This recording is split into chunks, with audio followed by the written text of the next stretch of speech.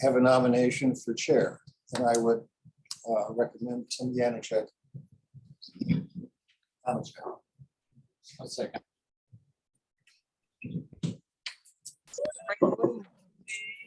Also in favor of Tim Janacek chairing this meeting. Say aye. Aye. Opposed, same sign. Go ahead, Tim. Okay, that is upon me. I will call this meeting to order. And we begin tonight's meeting with an open public hearing. That has to do with listed in the, is there anyone here who's going to appear and speak at the open hearing on the 5400 West Netherwood, Oregon? I can, Ron Jenkins. Ron Jenkins, are you going to be a spokesperson for this proposition? Sure. Okay. Please state your address for our recording and proceed with what you have to tell us. 5288 West Netherwood Road, Oregon. So the purpose that I'm here today is to ask approval of, so I'm going to be purchasing the new property of the 9.42 acres. And we're asking for approval of the 9 point taken out of the previous 31 acres. The second purpose we're here is the Rich Striegel property. He currently is utilizing land that isn't on his current property, and we're trying to sell him 36 feet on the back and 3 feet on the left. And that's why I'm here. Happy to answer any questions. That's the purpose. Things coming up and pointing to the areas that you've been describing. Sure. So the first is this piece right here. Currently, this is all one. What I'm asking to do is to just take out the house in the front field. So that's the first thing that I brought up. And the house is at what address? 5400 West Netherwood Road. So that's the house and that's the shed. This is the second one. So this is currently Rich Striegel's property. It goes up to the inside line and down. What's happened over a period of time is they've actually built a fence. And that came to our attention when we had this survey map, the appraisers, the mapping folks. And so instead of dealing into taking the fence down, we just want to offer him, and he's accepted, if we get approval, 36 feet in the back and 3 feet on the side. That will be combined with what's the address of that residence? I guess I don't know that, to be honest. Well, you got the lot. What will be the size of the combined lot of the existing residential lot plus parcel B? Let's see. Well, so this part, this addition is 0.264 acres. And this appears to be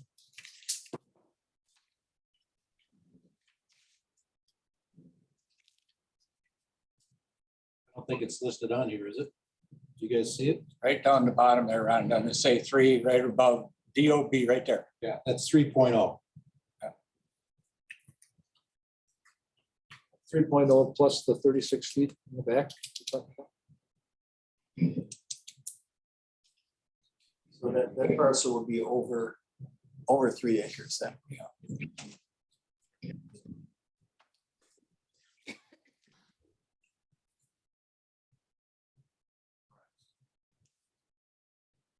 Everybody got the picture in mind? There's a driveway. Serves 5400, right? That's an easement. Driveway, it's an easement going back to where his driveway will be. Right. That easement is actually in this parcel number right here. Lot 2. And you also, right? We also, I'm counting up here, for that 3.0 is 3.0 feet for the width of that, Oh, okay, where the fence is. okay. So I'm coming up with, My guess is I believe this was like 2.2 acres, and if you add another 0.2, it's gonna be roughly 2.5. if it's 295 by 262, I come up with 77,000 square feet. 43,000. So it's 1.77.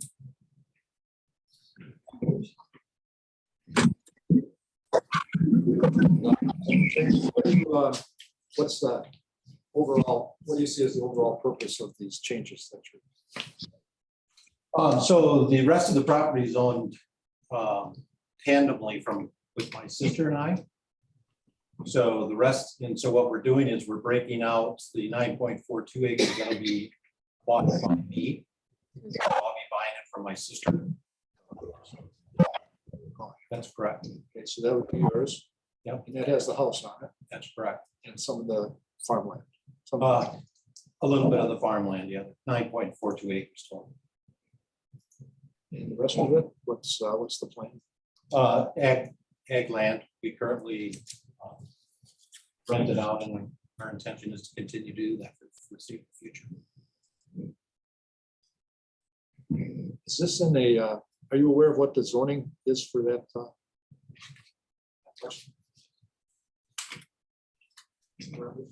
I think it's 1835 parcel A.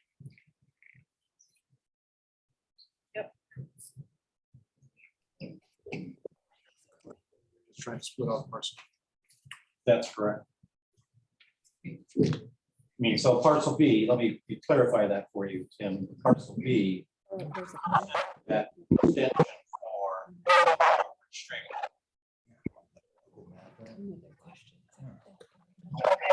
You would own, yeah, we would sell it to him. Oh, I see. He wants the 36 feet that he fenced in. That's correct. And so you're. And we're gonna sell it to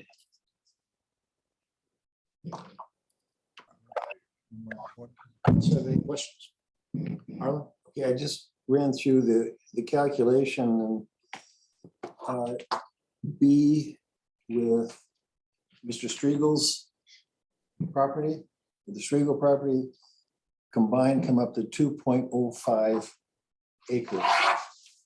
Since this is creating a new parcel, it seems like There's already a house there.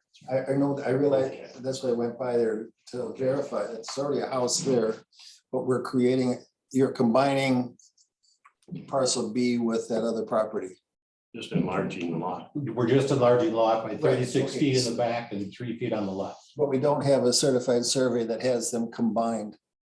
Or do you have a certified survey that has them combined? Well, so this is what the zoning, the Barroncock gave us. So Preliminary zoning right here. Yeah, it's what you have in your hand. yes. That's a preliminary zoning for it. Okay, well, I guess we're looking at, you got a parcel B, is that going to be a standalone parcel? It is not. It will be joined with the other one. That's correct. Seems like we need something that states that they're combined. Well, they're not yet. I haven't sold it yet. You haven't sold it yet. Okay, No, I can't sell it unless you're gonna approve it. Right. That's why I'm here. okay, well, I think there's a circular thing here that that may be a contingency of approval is combining the two It's a single lot, you're saying. into a single lot. That's what they. That's what the intent is. That's our intent, actually. So that's fine. Just hope we finish the circle.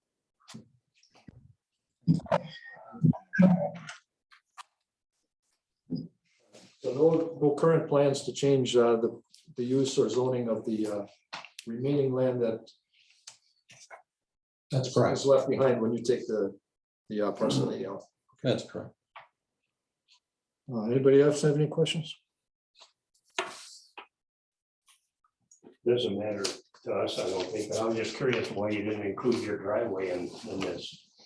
Yeah, so when we talked to the engineering, Barancott, that's currently not part of the property that I'm asking to split. That's already part of a separate parcel. Right. You have an easement there. And we have an easement, so there's really no reason. Okay.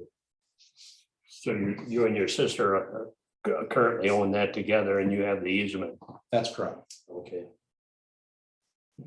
And we want to make sure we don't get into a conflict over having to have or find a way for you to get to and from the house. That's an easement that belongs to you and you'll be allowed to continue to use it for access to the house. That's correct. And also, if you look, I mean, I'm gonna have 284 feet Going right out the from my road. lot that goes right out in front of my house on the Netherwood. So, I mean, that's more than the 66 feet I'd ever need for the driveway. That's what I wanted to hear from you, Yep, Arlen. no, we got plenty of room. All they need is 66 and they got 284 or something like All that. right, okay. If something would happen to the easement, yeah. All right, I'll ask the room, is there anybody, any neighbor or anyone else of interest that has any questions that want to ask Mr. Jenkins about this proposal? Hearing nobody, I'll wrap up the public hearing at this time. Thank you, sir. You're welcome.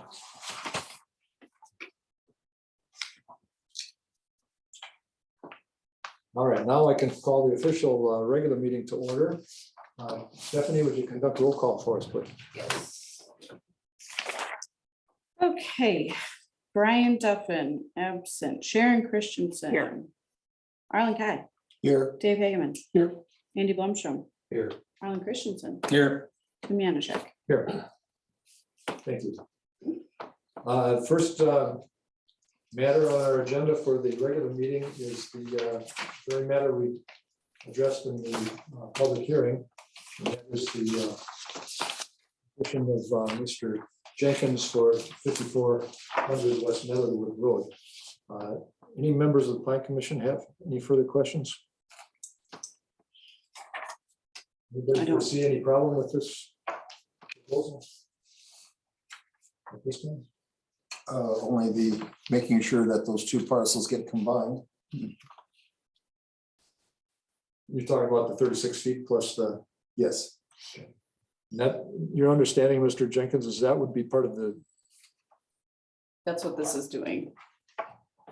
that's how it works. Yeah, so the final will look like, it won't have that big line to show us the difference. It'll just be one parcel. And that can be accomplished through the deed and the, Yeah, so my understanding is actually they will give us a, once we get the approval here and the approval from the county, then they will create the certified survey map, Final. the final, Mhm. all right, and then we'll put that on, that'll be on file. We all have to sign it. Village has to sign it. We have to sign it. They have, county has to sign it, so. Arlen, well, I was gonna say that, let's move this along and move approval of the land rezone certified survey map request petition number DCP REZ 2022 11859. With contingent upon parcel B being incorporated in with the Strago property. Am I saying that right? I think so, Striegel. I'll second. all in favor, say aye. Opposed? All right, motion is carried. That's our recommendation to the town board. Thank you, sir. Thank you. Next on the agenda, approval of our minutes from our previous meeting, May 17, 2022. Move to approve. Motion by Arlen, Christensen. And I'll second that. Sharon second. All in favor, say aye. Aye. Opposed? The minutes are approved. Right. And number 8 on our agenda, public comment. Is there anyone here who's going to speak as part of the public comment portion of this meeting?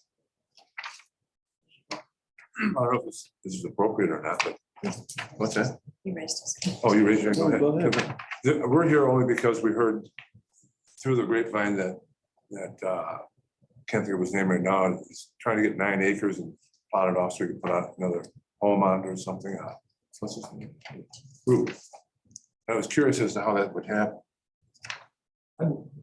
I'm sorry, I apologize for my hearing. Would you mind standing up and maybe come Root. closer? Root is petition, I guess, to have, he's 9 acres, so he can put a buildable lot on it, another lot, another building on his property, another, sell off a buildable lot. That's 9 acres. Which property are you speaking of, sir? Root Steve on Rhodes. Tipperary Road. I'm wondering how that would all come about. He was he's I'm in referring, the air right now. Are you, yeah, it's he's not- referring to the legacy. The reason why I'm here is because, we've been down this road many, many times. And I'm just curious as to how they would allow it to happen, because we had the rights for 2 1-acre lots. And I petitioned the town, they were surveyed. I paid for driving permit. I came to the town and I was denied. When I legally should not have been denied. And it was the same night that Dwayne Miller petitioned for Hampton Hills. And I guess you guys probably know the history better than I do on Hampton Hills, how that got through. Legally, I guess they couldn't have turned me down, but they did. So then I come back at the time. They told me to wait and see what the county's planning on doing, which I did. And then I found out, oh, we gotta have 35 acres. Well, I could have had 35 acres, but in that time, that wait period, the person I bought the property from was her father, and he had plenty of land. I could have got more land from him and had the 35 acres to put up the property. So all these years, back in the 80s, I was denied. And now I'm at the age where I need to be on a single plane. I don't need to have a 2-story home. Now I can sell it and move somewhere else. I don't want to. So that's the reason why I'm here. I'm wondering, if it's possible, if he's going to get it through, why would I not be able to get it through? That's the question I have. Under what premise, I guess, would he be able to do it? The subject of Steve Root's land and similar lands around the township is currently under discussion in connection with our revisiting the town comprehensive plan. Sure. And we're not there yet. We're still discussing that. And so how that's going to turn out, I couldn't tell you. There will be a public hearing where we will be able to address the commission and maybe the town board on that very subject. Well, I did talk to the county, not to interrupt you, but I did talk to the county, and they said that they would allow us if the township here would approve it, which I would think would be a simple step. I mean, I feel, to be honest with you, I feel we were robbed of 2 1-acre lots. If I could put a house on the 2 acres, I'd be happy and going about life. But somehow I just feel a little robbed, and I would think that, I don't know if Root ever petitioned his 9 acres to plot any out. Did he come here with certified survey? Did he pay for a driver permit? I don't think so. We did, and that's the rub. That's the rub. So keep that in mind when you're having this stuff. Well, we'll keep it in mind, but we also would need you to speak up at the time when that very point is being under Well, I discussion. need to know when that time would be, because I don't have a lot of, I mean, we were told to come here tonight by various people. That's a good idea. Let me ask you something. Do I have to have your approval before I go to the town board? How can I go to the town board and petition them? Nobody's going to stop you from going to the town board. What the town board has asked the plan commission to do is to make recommendations about updating the comprehensive plan. Keep So on that's thinking. what I'm saying. It's part of the update of the comprehensive plan that we're talking Yeah, about. I know you're working on it right now, and I appreciate that. The one thing to keep in mind, it's on a county road. You guys, it's not on a town road. When I keep saying all the time, what does the town do for me and my wife? I mean, you don't plow our road. And it's, like I said, it's on a county, it's not on a town. So I would think they'd have a little bit more input. I may have missed it at the beginning, sir, but would you mind stating your name and telling us your address so we Sure. make sure that you don't get overlooked? David and Kay Dillman, Dillman, address is 6029 Highway A, County Road A. Good enough? Good enough. Yes, thanks very much. All right, keep us in mind. Appreciate your comments. Yeah. Thanks. That's something we're gonna have to really look at, because he's got 5 lots right across the road from him. that are all in the HR. Right across the road, not his, right across the road. But he doesn't have over 2 acres, so. So he's in that cluster. Yeah, he's right here. He's on this side of the road. And here's 5 of them. that are- It's like a The little. people that approved the HR. Not really. We want to make sure everybody gets treated fairly, whether they recognize that or not. So sure we have that in mind when we make the decision. All right. Sir, you had your hand up. It's motion Yes. to address this in public comment. Yeah. Have your stuff up here. Okay. Please state your name and your Best address that I before you. Yeah, my name is Eric Grover. I live at 742 Foxfield Road, Oregon Village. So I am currently working with Dora Keller and have their farm on the market. 2 years ago, they sold a chunk of their farm. 134 acres was split off the farm. And at that time, what I had given to me from the Kellers was a density study that was done back in 2001. So in 2001, by looking at this density study, I think you have a copy of it here.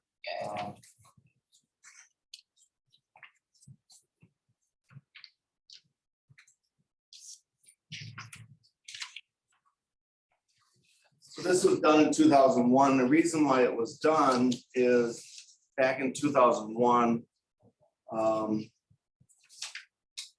the Kellers sold off the current home that was on the farm. So the current home was built sometime, long before Oregon adopted exclusive ag in 1995. And so when Majid Allen did this density study, he points out that it has 5.6 splits for development rights. So when we sold Jason Marshall the 134 acres, one development right was given with that 134 acres. So the Kellers believe they still have 4 development rights. So the one was Jason Marshall has it legally in his contract, and then there's 4 additional splits.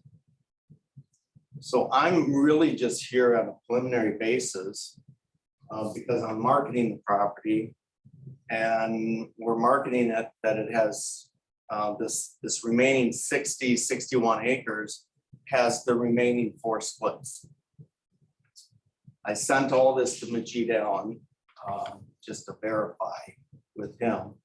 He's very busy right now, is what he said, but he's very nice. And he said he would get back to me. He said everything I sent him seemed to make complete sense. He said he needed to verify with, the way he put it is he needed to verify with the town that the existing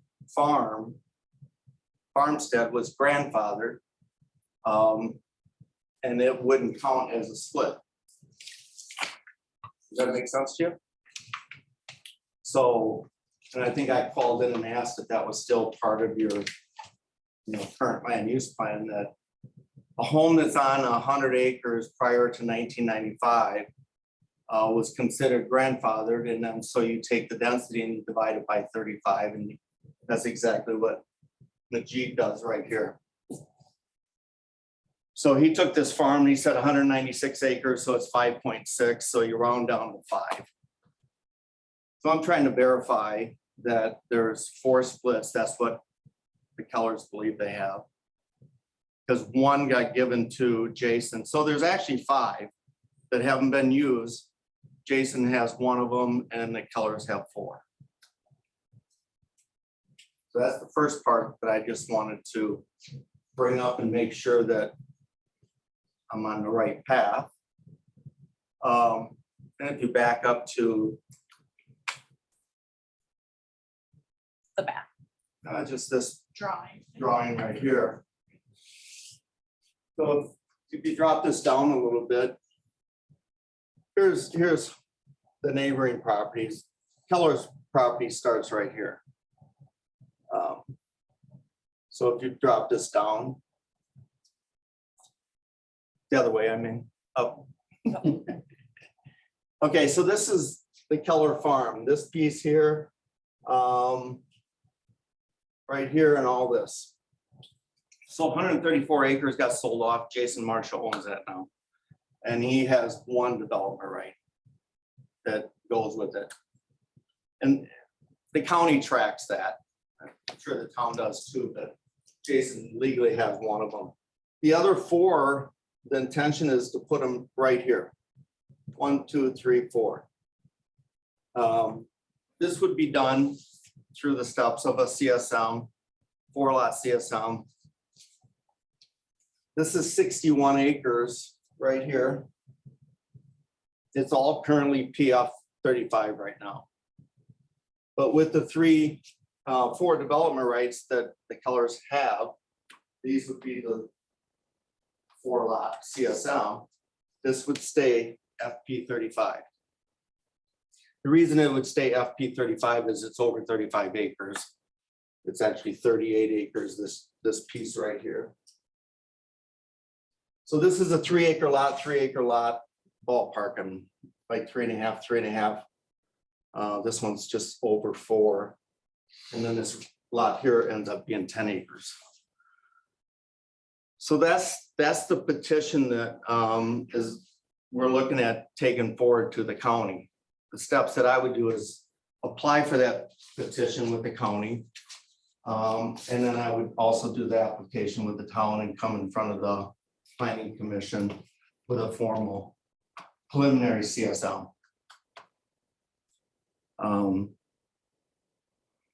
So really, I'm bringing this for public comments to get your feedback and thoughts on. One is, are we on agreement that there's 4 development rights? And if that's the way your land use plan currently reads, I believe I'm right in what I'm thinking, but I just want to verify it. And I know you're not looking to take any action tonight. I'm here for merely to start this conversation. I felt it would be better to do that than to just come here with a preliminary CSM and, you know, any feedback would be. Our, a question I would have is our comprehensive plan is trying to keep good ag land in ag use. Do you know what that area, those ship looks like part of the big field? Is that prime ag land? So this is ag land right now, currently ag land, Yes, okay? This is all ag land. yes. So the Kellers sold off 134 acres of almost all ag land. And there's a little bit of wetland in there. So I think some of that has had recent drain tile done to it, but it's, you know, you can see the wetland. That's this chunk up here. When I say wetland, I mean it was land that was probably not as good, just because it got wet. I think Jason has since done some tile work on that since he purchased it. So yeah, I don't know, you know.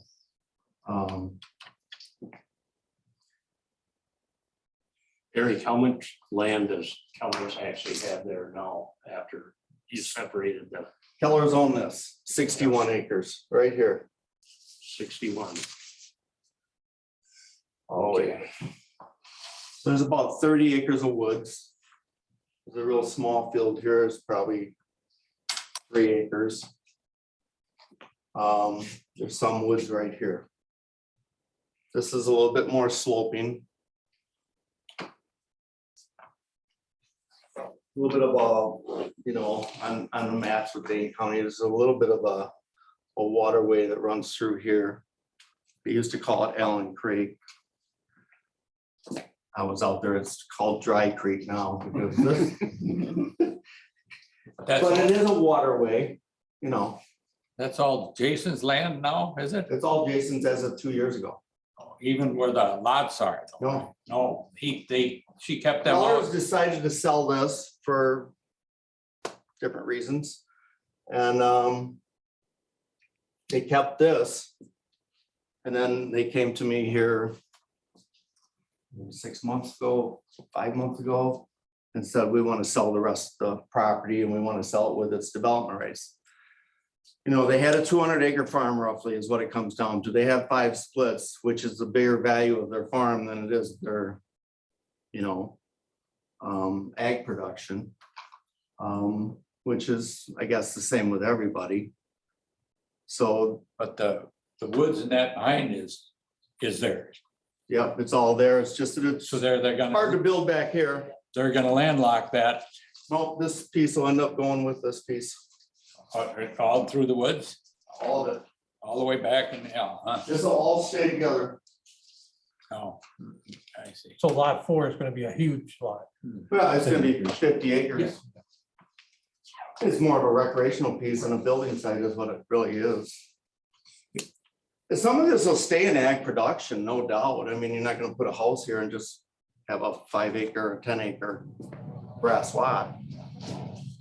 You know, more than likely, this will stay in ag production. More than likely, this will stay in ag production. Jason will continue to farm it. More than likely, this will stay in ag production. I picture a house going somewhere right here. I picture a house going somewhere right here, right here, right here. Your question was, are we recognizing the 5 or you said 5 splits? You got 5.6 here, which means that you actually have 6 splits. 5.6 is 5 to me, but Gotta go down, go down. We round up. the only time I've ever seen it round up is when it's written in the land use plan that it rounds up, and that's typically after you have 15 or 18 acres. Like Town of Vermont, they round up after you have, if you have more than 18 acres. We also currently round up, so if you're more than halfway to your next split, So that's why, I haven't, that's why it says 5. it's been a while since I've been in here. So if that is part of your land use, that it actually rounds up, then there's 6 splits, but I'm really looking to see if, you know, the answer I really need is it correct that the home that was prior to 1995 is grandfathered? That's how it's always been, but I need to verify that. Because if that's true, then he has 5.6. I'm trying to verify that there's at least 5. Jason has 1 and there's 4 for this. Yes, I do verify the count with, since it is dated, verifying it with Dane County would be wise.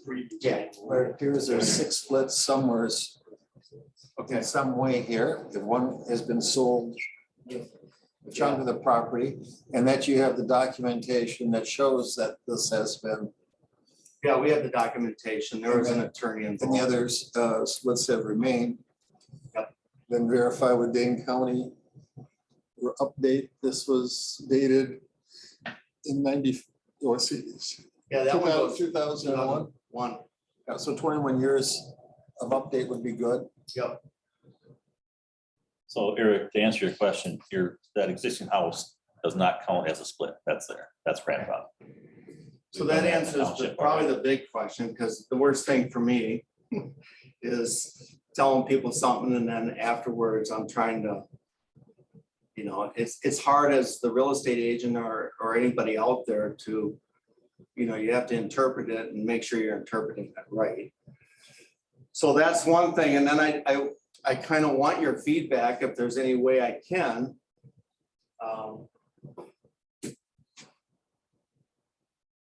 Feedback I'm typically looking for is from the town is, do you see a better way for the splits to be used? The struggle I have with it, even though you know, it's a lot easier to put them at the road than it is to put them back, because otherwise you got these long driveways and Are you gonna share driveways with any of the lots? Yeah, the idea, you know, and it's kind of preliminary stage, but the idea is a shared driveway for these two. So this driveway would go back to a home site far enough that it's not intruding too much on this home site. This would branch off to a, like, you know, a home where you're not right on the road, but you're. And then this one here has the opportunity to branch off right away.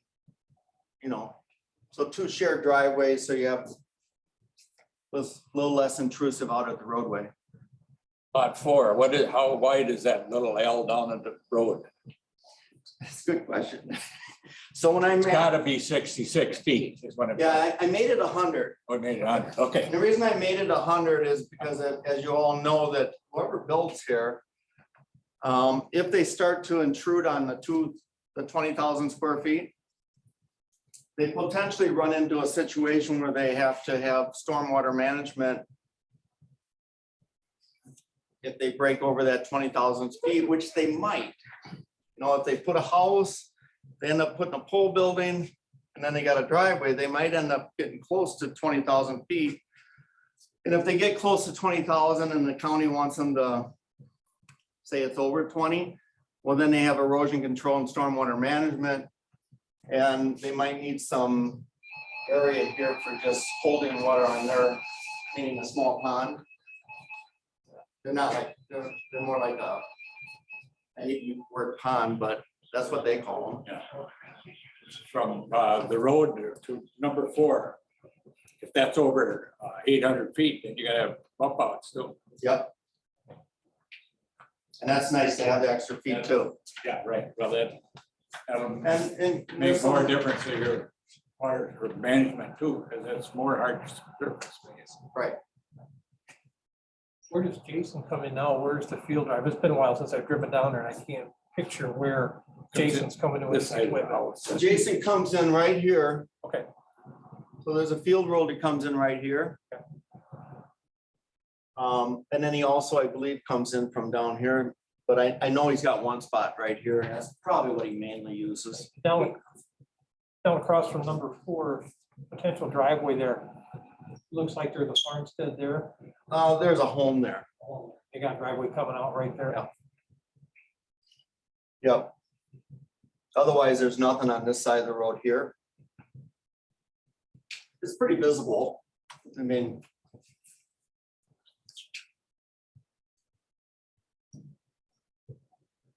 I guess get back to some of the comprehensive plan that's trying to encourage maintaining large parcels of agricultural fields.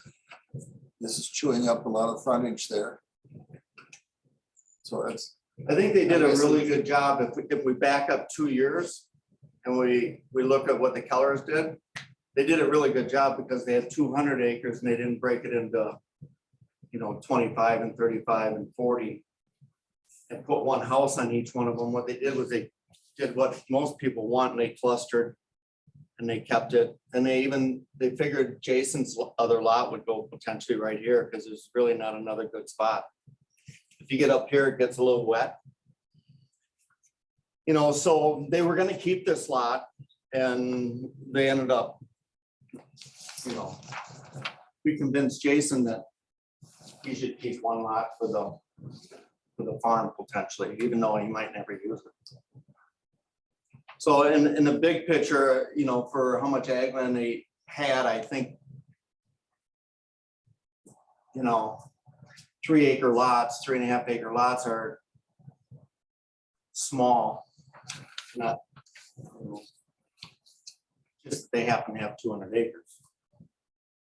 Well, and it seems to me that if she still owns where you've got lots 1, 2, 3, and 4, That was kind of, you can't save much agricultural land out of that, what she's got left.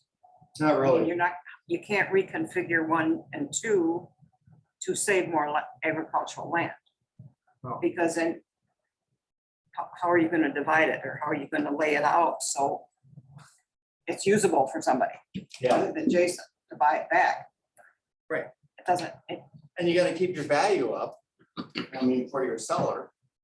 You know, I mean, from her standpoint, it's like, so. Exactly, that's why we, you know, this is even a little intrusive.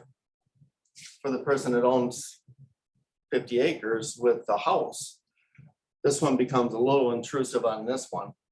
These are not intrusive, but they do take some ag out of production, but percentage wise, I think they meet your land use plan pretty well.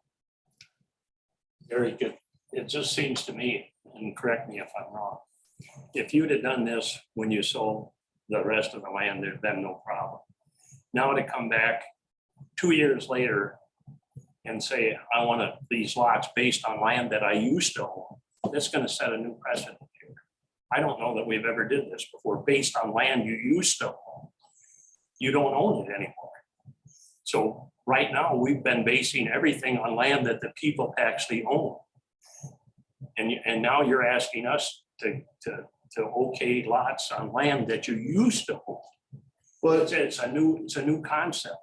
it's really not, because you've done it just like every other township, and that is in 1995, you adopted exclusive ag zoning. So how far back we gonna go? 2 years, To 5 19 years, 10 years? No, let me finish. 1995, there was a thing called the Keller Farm.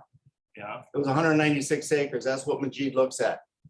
Majid does that if it's Grover Farm right here, and I had 500 acres, he does the math and he does it. Now, if I sell you 200 of it, but I only give you one development right, the density study is done for the sake of the townships that the farm owns the development rights. well, we've never done this before. Well, that's how it's always been done. The tracks have always been. And that's why it's very important when we sell a piece to someone.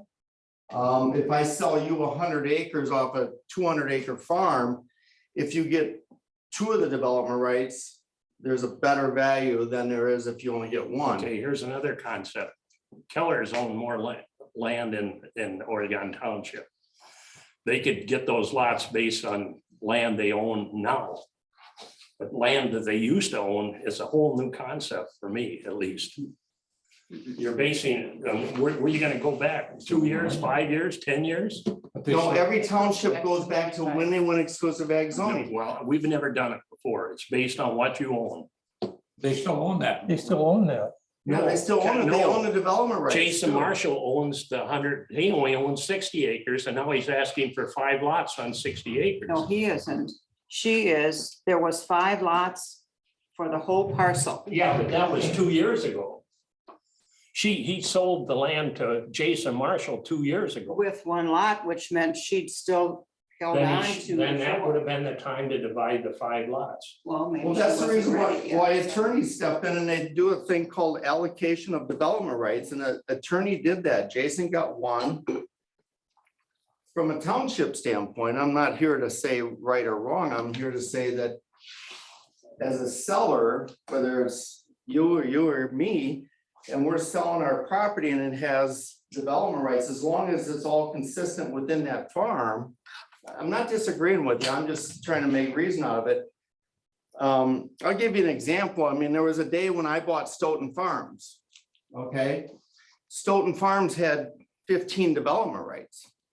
So it was very important for me to, on the portion I bought, which was 330 acres, I needed to make sure I got my 9 development rights. Okay, because they owned them so much. So it was allocated that it was done in writing, and it's recorded that I had 9 density units so that they couldn't be taken from me. Because otherwise you got a little bit of a fist fight down the road if you don't document this stuff. Right. This has been documented. So there is 1 here and the remainders stay with the Kellers. And that's how the county will look at it for the sake of the townships.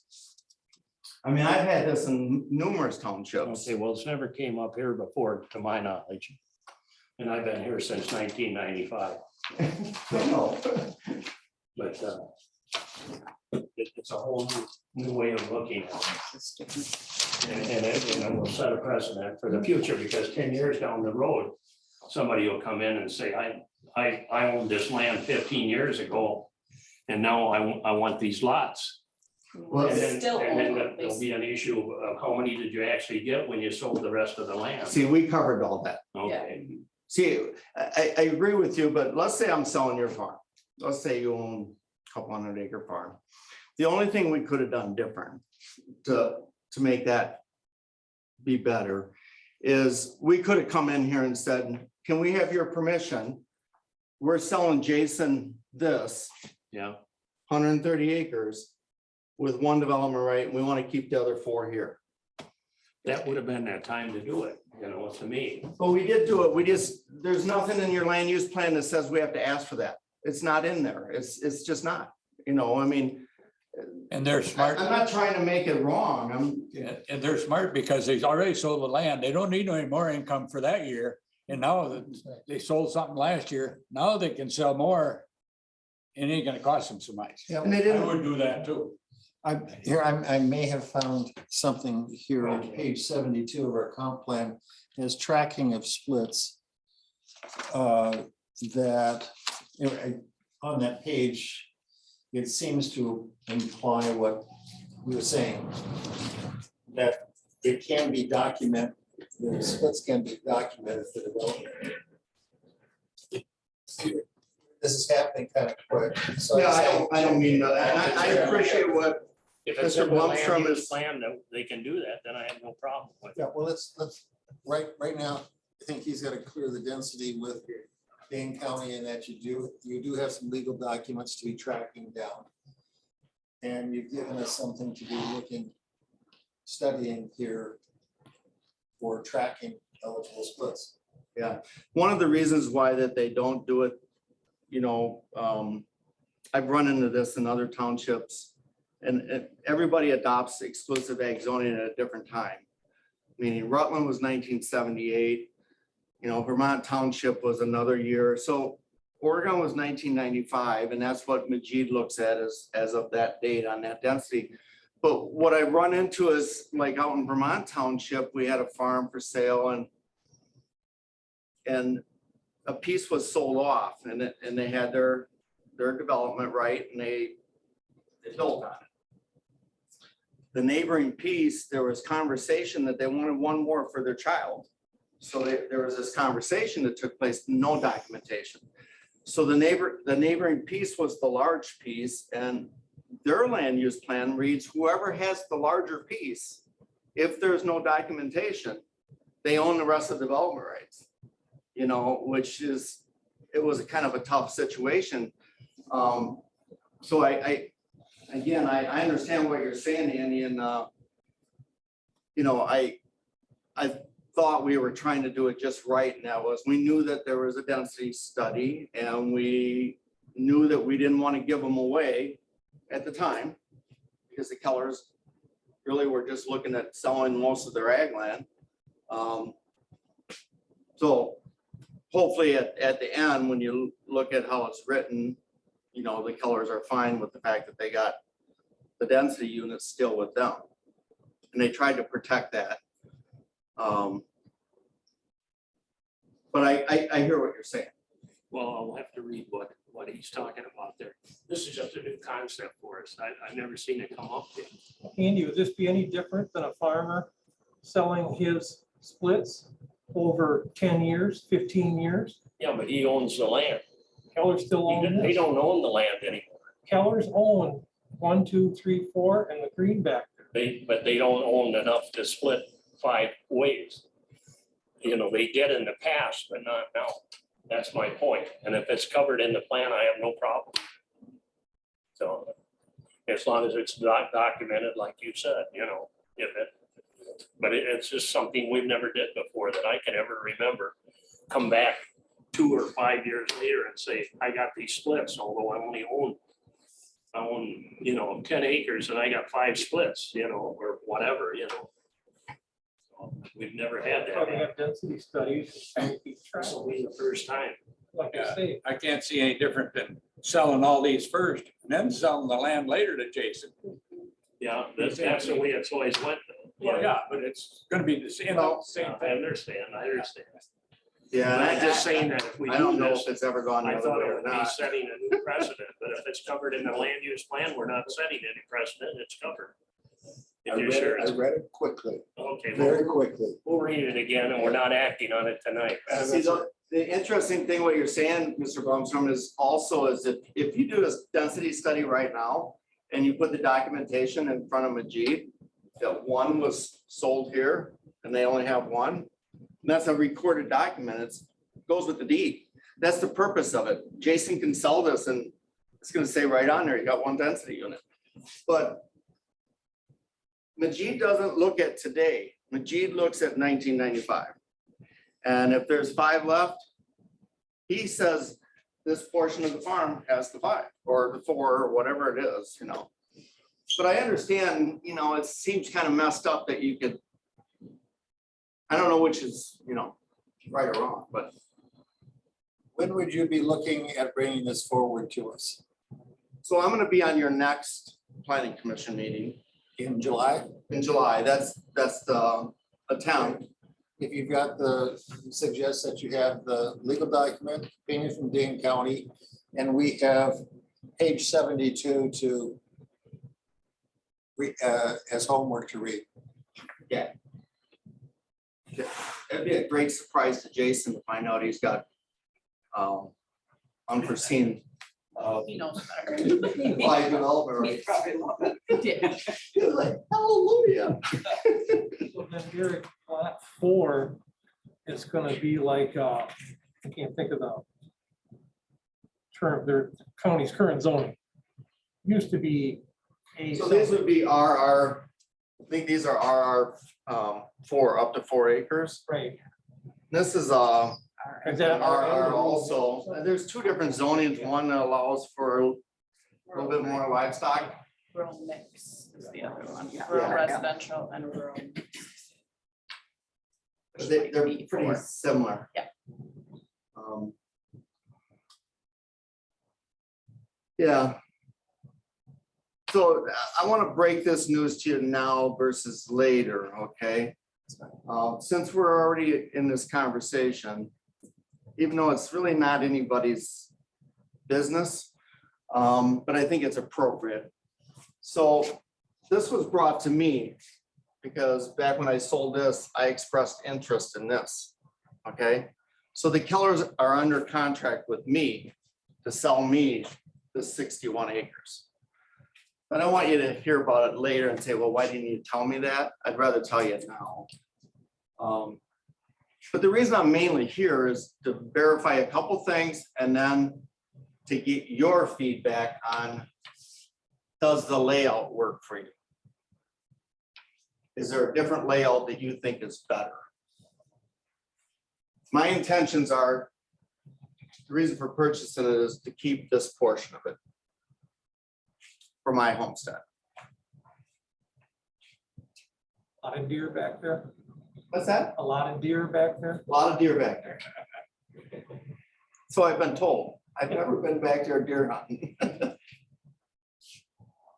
Yeah, the Marshall boys have told me that. I personally am not thrilled about giving feedback because then that sounds like a promise and then you'll say, but you guys told me on June 21st something. I was victimized by that many years ago when people came before I even knew a hearing was going on and asked that question and I was behind the 8 ball when I'm surprised when it happened to me. Yeah. That someone had been here a couple weeks earlier and got a commitment. And I'm very reluctant to give you any kind of commitment. I Let me- totally appreciate that. Let me just say in response to one of your early questions, we do not track splits here. We do not, That's what Dane County does for us, correct? all of that is Dane County. So Majid is or his office is the sole source for accuracy on that. Right. Whether a mistake is made or not, that's all on him. We don't have any way to check that. Right. So we rely on him as well. Yep. So that's the right way for you to go and find out if he's doing this correct. Yeah, I was hoping I would have, again, I sent him an email again yesterday, just thinking maybe I get it today. And he's out of town, but he had some bigger projects going on. He was very nice about it. So we've had a couple emails. I think I'm on the right path, but my bigger question is, I was hoping not to get, the feedback would have been, does the layout, sometimes I've seen people say, well, could you do it this way versus this way? At the end of the day, I mean, I'm not saying this is the perfect way, I tried to do it on map and what really works. I've actually been out on it and looked at the knolls and say, well, this is kind of a knoll. You know, you kind of look at it that way and sometimes it's really easy. There might be several ways that you can break it up. This one's really hard because this piece, it's too far back there to go back there and build. County would turn it down for sure.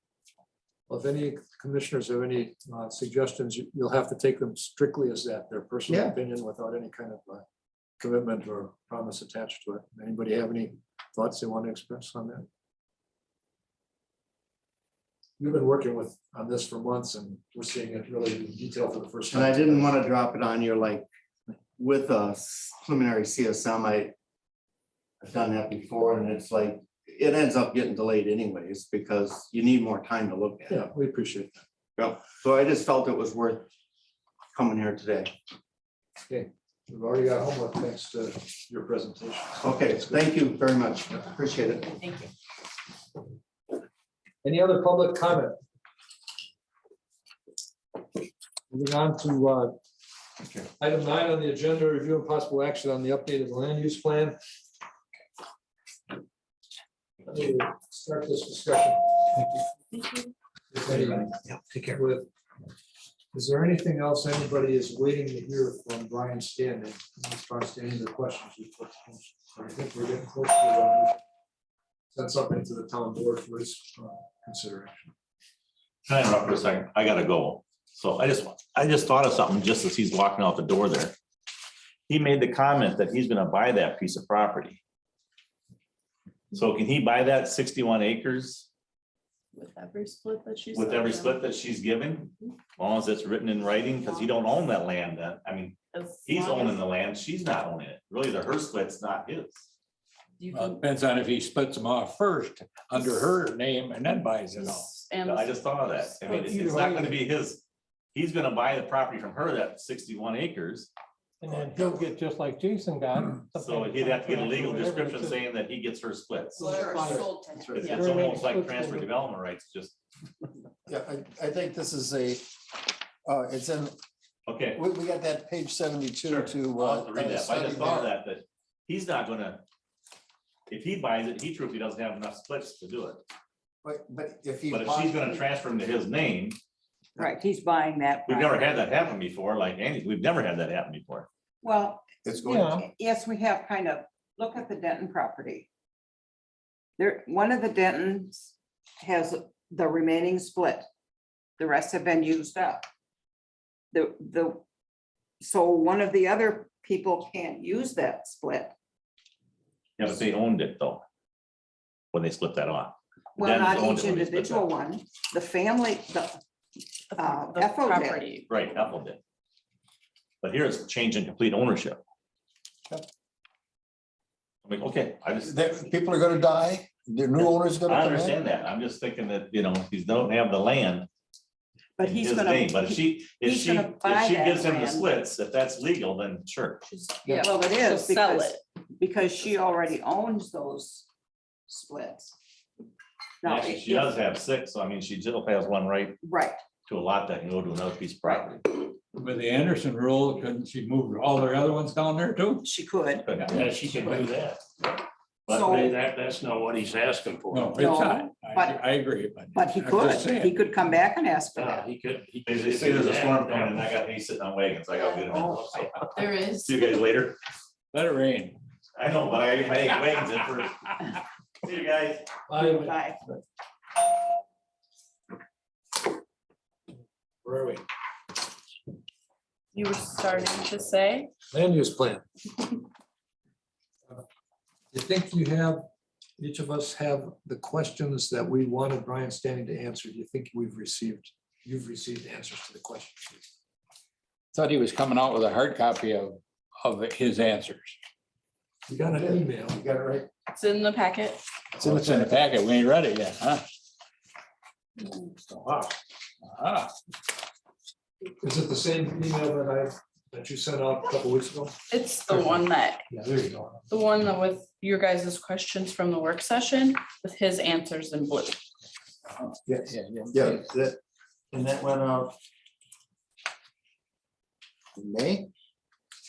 Yep. Yep. When he answered in, He had everything done exactly as we asked of him with the draft and everything. Actually, I think he was about 6 days sooner than I asked. Yeah, June 8th. And I said please by June 14th so that you guys would have time for tonight, 21st.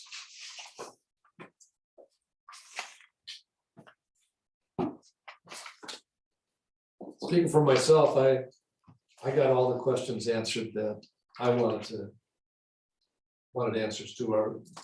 I heard you guys ask questions. We got those 8 bullet points addressed. We got, as far as I know, we got all the input that we've asked for from Brian Standing. I believe he's standing by ready to submit a draft plan for us to vote up or down on. And I'd kind of like to ask him to do that unless you guys have more questions you want to ask him. No, what he forwarded here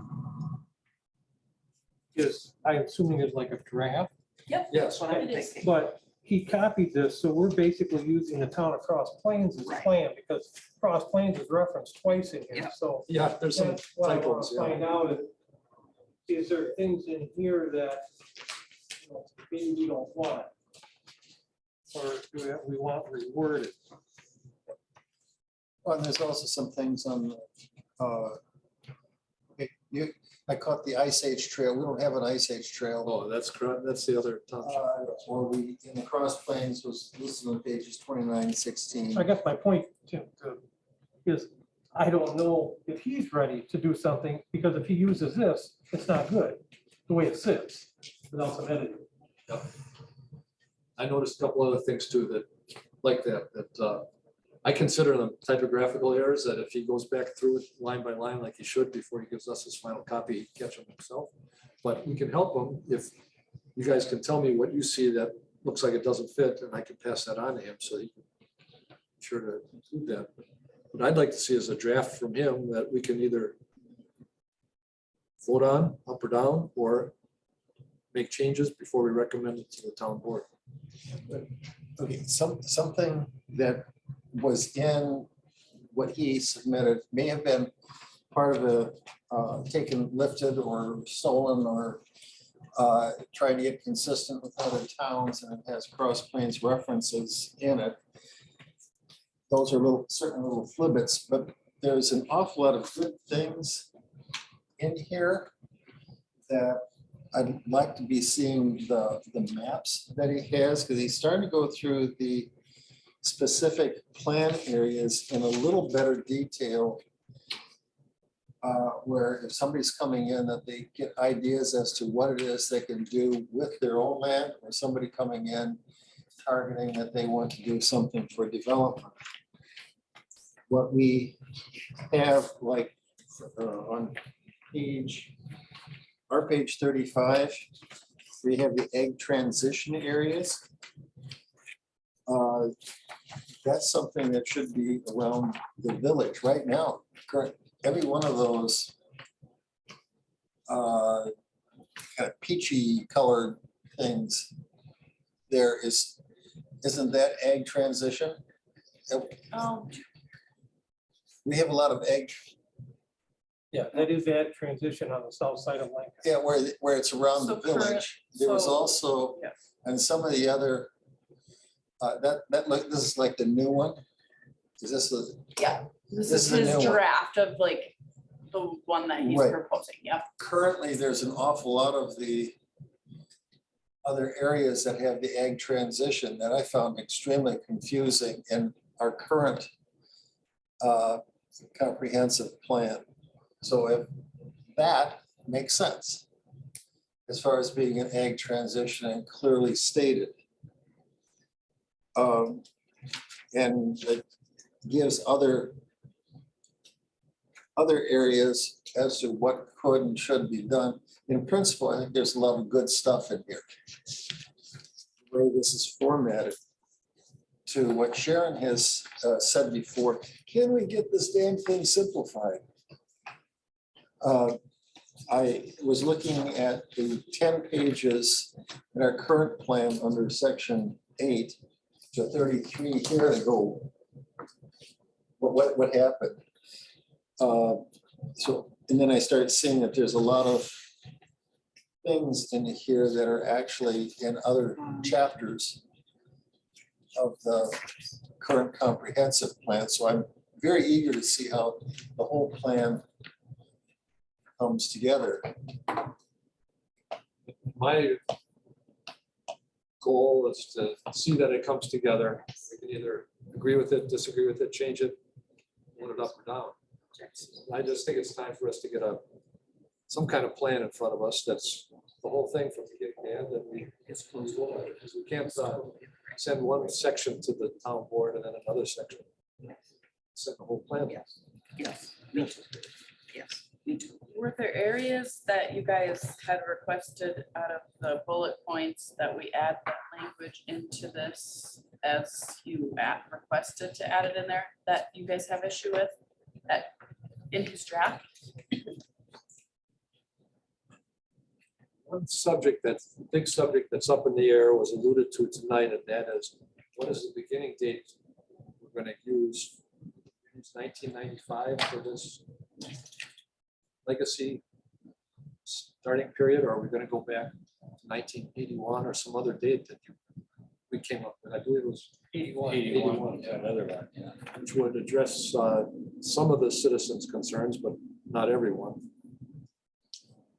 Going back further than 1994, when the exclusive ag became, was there it's not that I don't understand, what was the point of going back even further than ag? I don't think we intended to go back beyond 81. Okay, so 81 was just when the plan became a thing, right? That's when, I Okay. think with Brian, our Brian looked Okay, at some that's old when, land use like, plans. yeah, plan. And that's when there was like a decision made, or this is how things are on this date. Right. And that was in 81. Okay, that's what I was asking. What was this? I know that was I think that was like the original plan, right? Was Yeah, the and 81? it's my understanding that if we go back to 81, as I'm curious what everybody else thinks, that should solve Mr. Dillman's problem, right? Because he's in the same boat, I would say, with Apparently, Steve Root's situation. apparently. No, I don't totally have Tillman's issue. But, because, this was kind of first time I've heard of it. But it doesn't make any difference. But if we're gonna look at Steve Root's ability to divide, then we have to set a date. So we've got some starting point, because then we could have anybody come in and say, well, he did it, and well, maybe mine was back in 72. Right. So you have to have a date. And if that's when the original land use plan started, maybe that's the perfect date to use. But we have to be able to identify those people. Not that, I don't know that they need to be in our land use plan specifically, but I think the plan commission or the office or somebody has to know who those people are. No? I think there's a tool that Brand Standing may be giving us. If you're going to the rural development area, which is on our page 43, his page 28, there's actually looking like an opportunity to be identifying what we're calling legacy parcels, or I'm really not comfortable with going back to 81 and saying, oh, to heck with that plan, we're going to suck things forward. Again, I think that's going to. Okay, what paragraph are you referring to? I'm just looking at, if you look at the purpose, the first statement up there. Okay. that it is considering the redevelopment, redivision, or reuse of existing parcels in rural development areas. So this is something that could be added as a template, or maybe that's the periwinkle color. Reuse is the key word to me. Redivision or reuse of existing parcels. Here's an opportunity to kind of move forward and not go so back in history and undo a lot of, I think that's just fraught with a lot of lawyers sniffing up each other's hind ends. Well, this may be a way that we identify those HR parcels. That may include Mr. and Mrs. Tillman. That they may be addressed, may or may not be addressed in here. So this is something in front of everybody, that may be a clear way of determining or adding in the legacy projects properties. But it leaves it pretty wide open. Pardon? It leaves it pretty wide open. Yes, There isn't enough teeth in there to make it. for what teeth To would you make be it- looking for? I don't know, We got the 2 acre minimum. yes, but are we going to allow anyone with acreage similar to Steve's to come in and create an existing lot that they want? I see, if you look at the rest of the plan, anything that's for the rural development is going to be trying to find nodes around existing development. Anyway, that's for us to be setting. This whole thing is fraught with a lot of issues. This is the way this is phrased here. And I'd encourage you to look a little bit deeper into it. I think it's a way of moving forward without getting into the weeds of ancient history.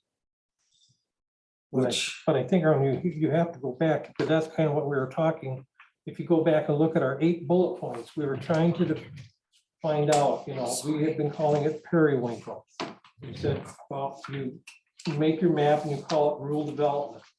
Then, if you look at bullet 5, that's part smaller 1 unit per 2 acres. And I think, if I understand it right, the rural development, if they go back and do the paper maps and look up stuff back to 81, identify these people like the Dillmans, the Roots, and whatever, those people get put into rural development.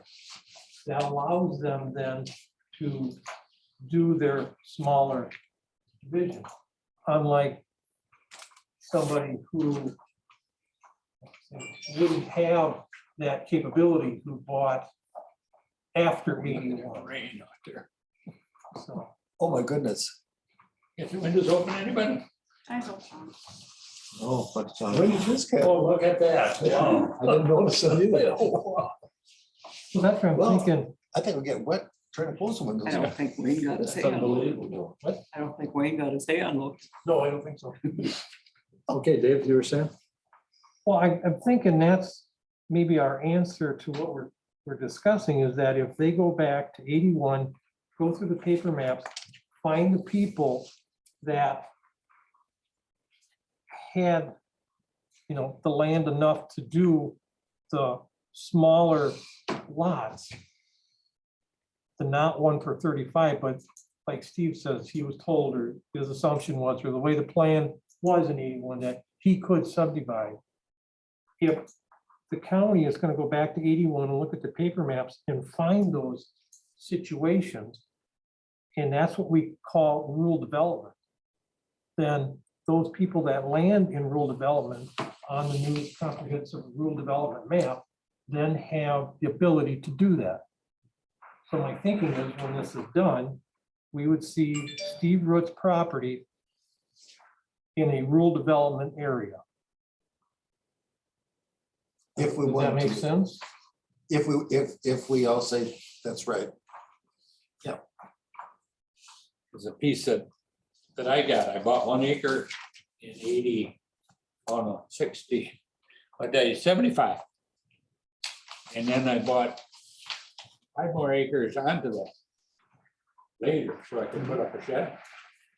So then apparently that's before 81. I should be able to build another house on that back of that 85 acres. Be the same thing as Steve. As long as you got two It's- acres to build a house, right? Maybe Yeah. That's what I'm wondering, how many of them are you gonna run into? I don't know, that'd be something, well, right now, we've had Brian Sandon come to us a number of times with maps. That actually showed the parcels that would qualify. With that was HR, RH. Yeah, that, Oh, the maps, there were lists that existed of people, but yeah, but it was also, he had the map with the purple. right here. Overlay This on one. it. I had all the purple. Oh, So these have been identified and say, we can say, yeah, that makes sense, that doesn't make sense. And of course, it's Arlen's, and so it doesn't make any sense at all. That might be like Dublin, you know, and how many of them are you gonna have? Yeah, You're gonna be right across the road, you know? But yet, you can't buy existing land and attach it to yours, so you can create another site. correct. Did it say that before 81? I don't know. Okay. I That's why I don't know how, That's why, I mean, how far are we gonna go back with this? That's right, that's right, I think that's too much in the It weeds. is, it is. We've had Yep. the 81 plan that cut things off. We had a revised plan, where are other plans, 94 and there are 207 or whatever. And then we had the revision in 2012, which had the ordinance 82, which to me still has been a public hearing, passed by the board, passed by the town. Though, and it won't go away until we pass the new comprehensive plan. correct. And so it will just go away. Yeah, so let's pass a new comprehensive plan, not get too bad for, because if we reference 81 and before, So then are we going back to 94? no, I'd say let's go now. Let's go forward now. If we're doing anything, we could use 94 as a reference for creating our periwinkle rural development land. Yeah, but then Steve Root didn't apply it. He wasn't able in 94. As I say, let's do our research on what it is and start seeing if it makes sense to turn these into rural development. We still have a thing that says, that doesn't make sense. That's out in the middle of nowhere. There, that's clustered around kind of a residential compound. That could make sense.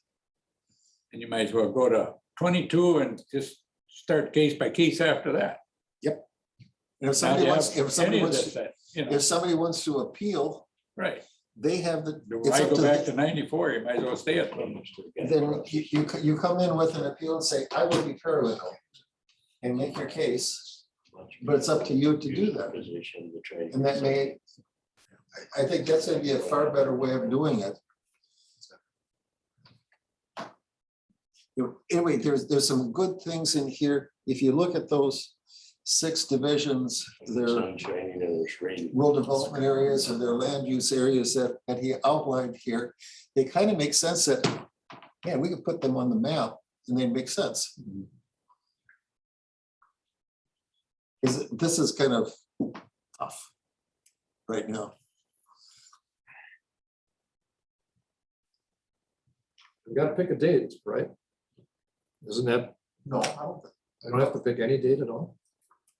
I think if we pick a date, we could be asking them to look for input and say, we want to look at these, our date's gonna be, what, December 22?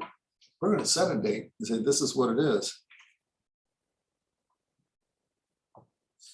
And you got your map there with the little circles or the little That's right. purple outlines. Yeah. I think we've all seen that one. That's the HR part. That's the HR ones. Yeah. And I think if there's gonna be somebody who says, hey, I got screwed out of something. They could be coming to us and say, I got screwed out of this. I should be a paralegal and be heard. And it'd be up to them to make the case to get included. Neighbor across, if there's an example. They, Is it? Somewheres we've got to, Yeah, 'cause Stop. right now we're working off the HR map and the legacy map and. Right, you don't know what map you're looking at. Right. Why don't you just correct. So throw them some- two away and start right here? Yeah. You know, But if you, Can we agree on something? I think so. if you say that if somebody feels they've got something coming that isn't addressed, well, come in and make your case. Like the Dillmans. Are we going to have the Dillman talks to this guy and this guy talks to this guy and, oh, I'm in the same situation. I'm gonna go in and see what I can do. Do you know what this board is gonna be doing all the time? yeah, Giving exceptions to everything.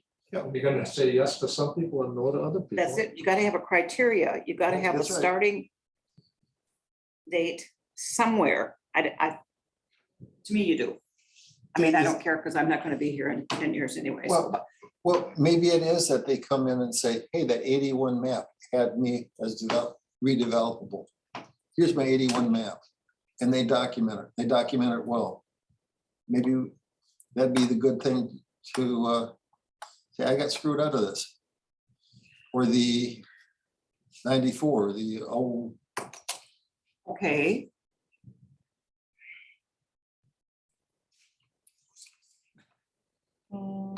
Anytime you start going back Jennifer, maybe. 40, 50 years, No. if even they got documents, I don't know. You gotta start over. Kate. and do it as clean as possible. when you're done, I got a question. The agricultural transition area.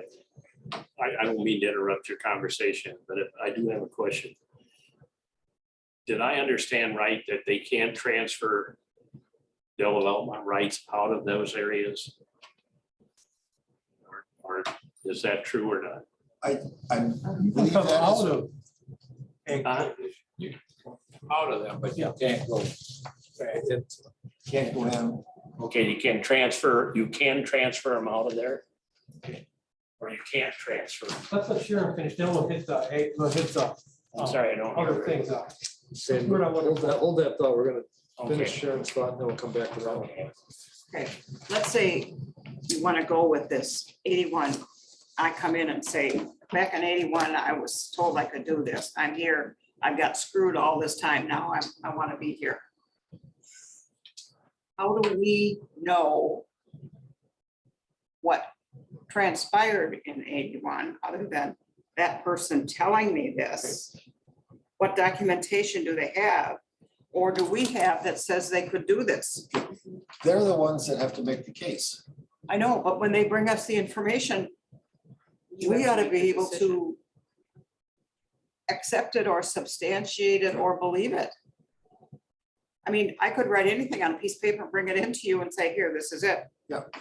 Here, it'd be no different than being on any other zoning or the Board of Adjustment where they're making a claim. It's up to the applicant to make the proper documented claim and have it be able to be backed up, not just, I was smoking funny stuff and I wrote this letter that, see, it's got to have something that can follow a trail. Maybe something that has to be tracked down by their attorney, not just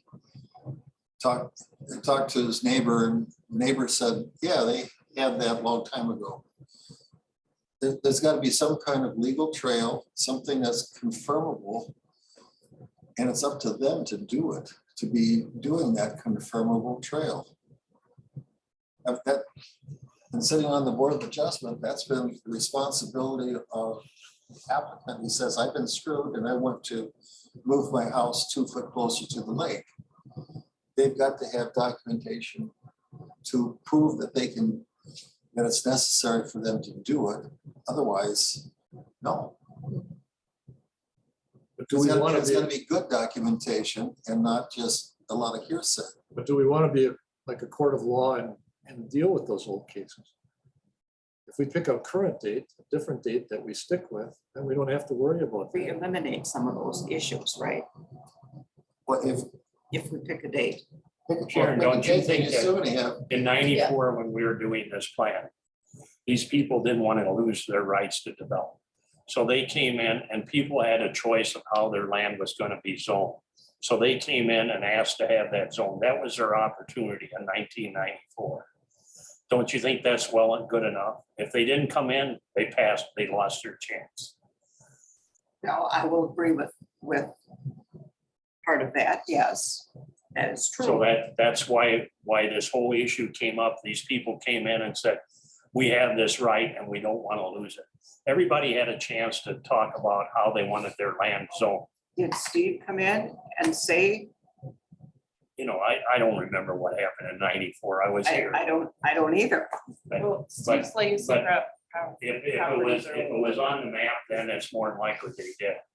Yeah. You know, we also had ordinance 82 that was passed. in everything 12. changed in 95. Yes, that was. Everything changed in 95. So they had an opportunity to say how I want my land zoned in 1994, and then it became a rule in 1995. So then I think what you're saying is we're So, going to go by 19. If they didn't come in, that's their problem. Now we're gonna go back to 82. I don't see it. I'd say at 94, when 95, that's when the decision was made. Everybody lost a little bit then. The farmers lost. Everybody had the chance to put their input into this land use plan. Christ, we spent night after night after night working in here with committees and, you know, it went on for months or for 6 months, you know. So everybody had a chance for their input, and that was their opportunity. And if they didn't take that opportunity, that's their problem. What do you think of this item 4 on our page 43, the rural development area? What do you think of that text, that concept? Assigning an area that we will be encouraging development or subdividing Well, some lots into smaller lots. I don't know. I don't have an opinion. I'd have to look at it. So to think about. I'm just going back to what happened in 94. They had their opportunity. And then why would you go back to 94 when our current plan is 07? Why would you go back past 07? Oh, that's true. Because that was all the updates from 94 is in 07. Yeah, you're true. Now we're updating 07. Yeah. Why would you want to go back to 94? So are we gonna use 2022? Yeah. As the starting point. It's your suggestion, right? That's my suggestion, yeah, right. My last night too, so. So what do you think of the development, rural development area, assigning rural development areas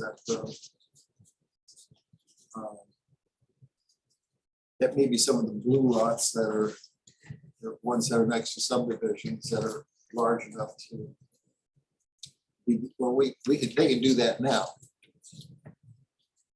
Or there's ones adjacent, properties adjacent to that. What do you think of that? Or need more thought? Well, development, if you make this up, just like your commercial bank, it's. How do we're gonna do that Case by case. case by case, that's what I'm saying. Yeah. Okay, how come we can't do this case by case? I mean, like you're saying. Yeah. And from this point on, When somebody, I hate to keep picking on Steve Root, but somebody in Steve Root's situation comes into us. When this gets said and done, we gotta come up with a map. You know, if we're gonna have rural development on that map, that means there's areas that are gonna be less than 1/35 potential for a house, right? If that's what we're gonna use rural development. You know, have a little more density. Are we going to then have to adjust, and I'm not, everyone trying to say, oh, but we have to go adjust our rural development map then? If somebody states a case, improves, or Yes. gives enough information that they have the right to subdivide down, Yeah. we would then What you're have to saying is go in correct. and. If they're not under the current map, then they would have, you guys would have to amend your map every time that would happen. On a case every other month. all the time. Right. That's why we suggest making sure that you're overlaying as much as you really. So I guess intend that's on my doing. point, is I think we need to concentrate on getting a map that we're happy with, that has the rural development color in it. Identified in it. Okay. That we're happy with, the township is happy with, that has hopefully the situation's covered. And do we take the time to look at the Root and Dillman and Jones and Smith who may fall under that they feel they have something? If we look at that now and have that in that new map when we pass this. So we're not constantly amending our rural development map every time somebody comes in, thinks that they have more development available. to them. so you got a map just right there. Right. It's, all the green is FP. You don't want development there. And pink is your traditional building. Spots would be, yeah. That's what here. ADR is. Under plan use, the way I understand that, the first three categories, farmland, conservation, and transition are 1/35. Right? Right, they are now. Right. But The last one, rural development, yellow, that can be smaller. but your rural mix. The pink is the area that are closer to town, that and closer to developments. That's where you want to kind of. Your TDR going, is that what you're saying? Right, right, and develop. So you're Be saying, closer to that. you're saying we need to get rid of some of the rural mix up there? And turn more of it into yellow for development? You could use that same map. It's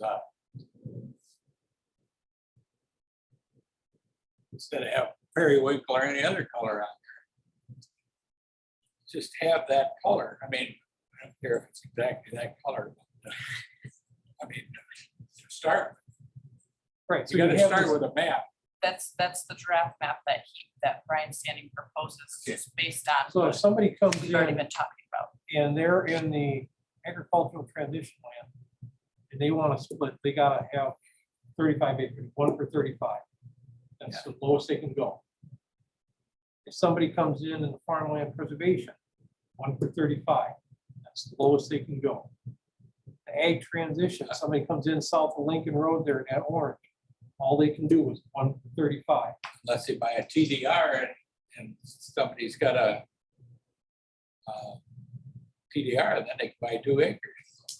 Right, but, But okay, TDR can't go in that orange. Can't go in the orange, but in the It can go in pink, the pink, in the yes. pink, anywhere's in the Yes. pink. Right, yes. but only somebody who comes in, who's in the yellow area, has the ability to do something less than 1/35, like a Steve Road or a Dillon. That's the way it looks now, yes. And we have to read the map Them, the yellow is all subdivision. subdivision. Right, They're not a subdivision. right. So that's, Gilman and Rutland are not a subdivision. but if they come in They're and not give in us the enough reason, and we want to satisfy their request, we would have to change this map and find where they live on this map and change it to yellow. It would have to be part of the procedure. You'd have to change it, yeah. That's why I say you'd have to start with one like this first. Right, I guess my thing is that the road we want to go down? We want to take the time and find these situations and already have them on this map when we pass. I'm not figuring going back to 81. That's just my opinion. Sure, going back at all. I have one comment about going back to 81. It's just the costs, and there will be additional costs for that. So that's just something to keep in mind. He wrote that in his response. Yeah, I'm sure that's true. And he couldn't guarantee the accuracy. too. Correct. Yes, those paper records, so since much of that information was not created digitally, there may be some gaps in records, particularly for properties that may have been rezoned since 1981. Let me know if the town wants to pursue this. I can try to get you an estimate of staff time and costs. And you would need a specific date in 81 you want to go back by, obviously. We put out just a couple hypothetical questions that are all related to each other. Number one, what if we stick with 1994? Does this fall unfairly on people? Or is that just the way it ought to be? Because it's been this way since.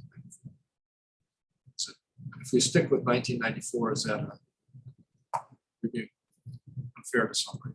Cruel, arbitrary? Are we screwing somebody by sticking with the date that's already in our plan? Taking away our updates on our 07 by then now. The only objection I have to, I think it's a very fine thing to be looking at the 94 and saying, cut it off. That's what it was. And he says they didn't do it tough. Except that in 2012, we passed ordinance 82, which revived some of the legacy things. So, but then as Brand Standing says, we have the new plan. And then suddenly ordinance 82 disappears. And he says we can amend our plan at any time. We don't have to wait every 10 years. We can change the plan the week after we see that there's a bunch of iniquities. Yes. You know, I don't disagree with you, Arlen, but I can already see problems here. And take Steve Root's case, for example. Dave Wyman is right next to him. His land is identical. They come off the same little circle, you know, the same road. Dave Wyman's already called me and said, if he can do it, why can't I? And you got Dave Dillman here that's across the street from the 4 lots too. He doesn't even have 2 acres. He only has a little over 2 acres. So you guys haven't allowed under 2 acre lots. But in he, you God know, knows how long. at one time Ray Laurie owned that whole field out there and that's his father. Right. So he was in here years ago wanting to develop or to build a new house there and they wouldn't let him. I just see all kinds of problems coming. I'm not disagreeing with you, but I just see a lot of problems. You know, and everybody's gonna say, well, What about me? yeah, what about me? I got the same piece of property right next to them. Why does it stop here? Why is this little isolated piece different than the pieces on either side of it, you know? So it's just gonna be a terrible thing and I don't know how to deal with it. But I can see a lot of problems. Well, what if, okay, right now you've got the rural development. So you've got all the yellow, I guess yellow is a periwinkle right now. Which is some of the parcels are bigger than 4 acres and can be reduced in half. If they've got the 66-foot frontage and on and on. So that's it right there. And until Well, if they're in somebody, a subdivision, you can't split them. except there's ones on the edges of the, Okay, that's a whole nother issue. that can be. And There's a good chunk that can be the lower ones on the far right off of MM. They can be, Right, the ones up by Raven Oaks can be, yeah, the ones on the southern end of Hill, or the Shields development, the horse ones, they can be. So there's a bunch of them that can be now.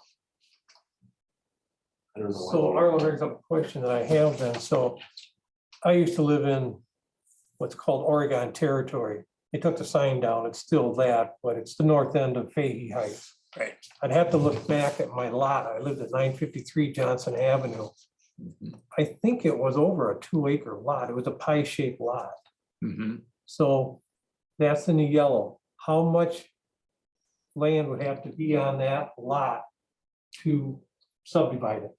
Still, we gotta have Four- 2 acres. 4 acres plus. You'd have to have over 4 acres, because you'd have to have driveway for the other house and Okay, so in a situation that we're talking about where somebody could divide down, you'd have to have at least 5 acres. And then well, 4 acres, because you're saying the existing house has to retain 2 acres. Yeah. And the new house or the new split has to have 2 acres. Yep. that's in the plan. Yes. And that, they can do that now. So that brings up the other point. Because out next to Jerry Jensen, when that lady came in, I can't remember what her name was, and then that's when the county said, well, you could do this. So technically, this has been on our books. A lot of people just didn't know about it, including the board, plan commission, and residents. Is that a fair statement? I think that it's a fair statement. If there was interest, the county would have told them that they could do it. Because this has already been on there. But I guess maybe there just hasn't been much interest in those areas to do it. They like the lots now, but when they want to move on to the senior housing, it's time to sell the lot. They're gonna want to get as much as they can. They may want to get more, or they may want to just leave it at a larger parcel.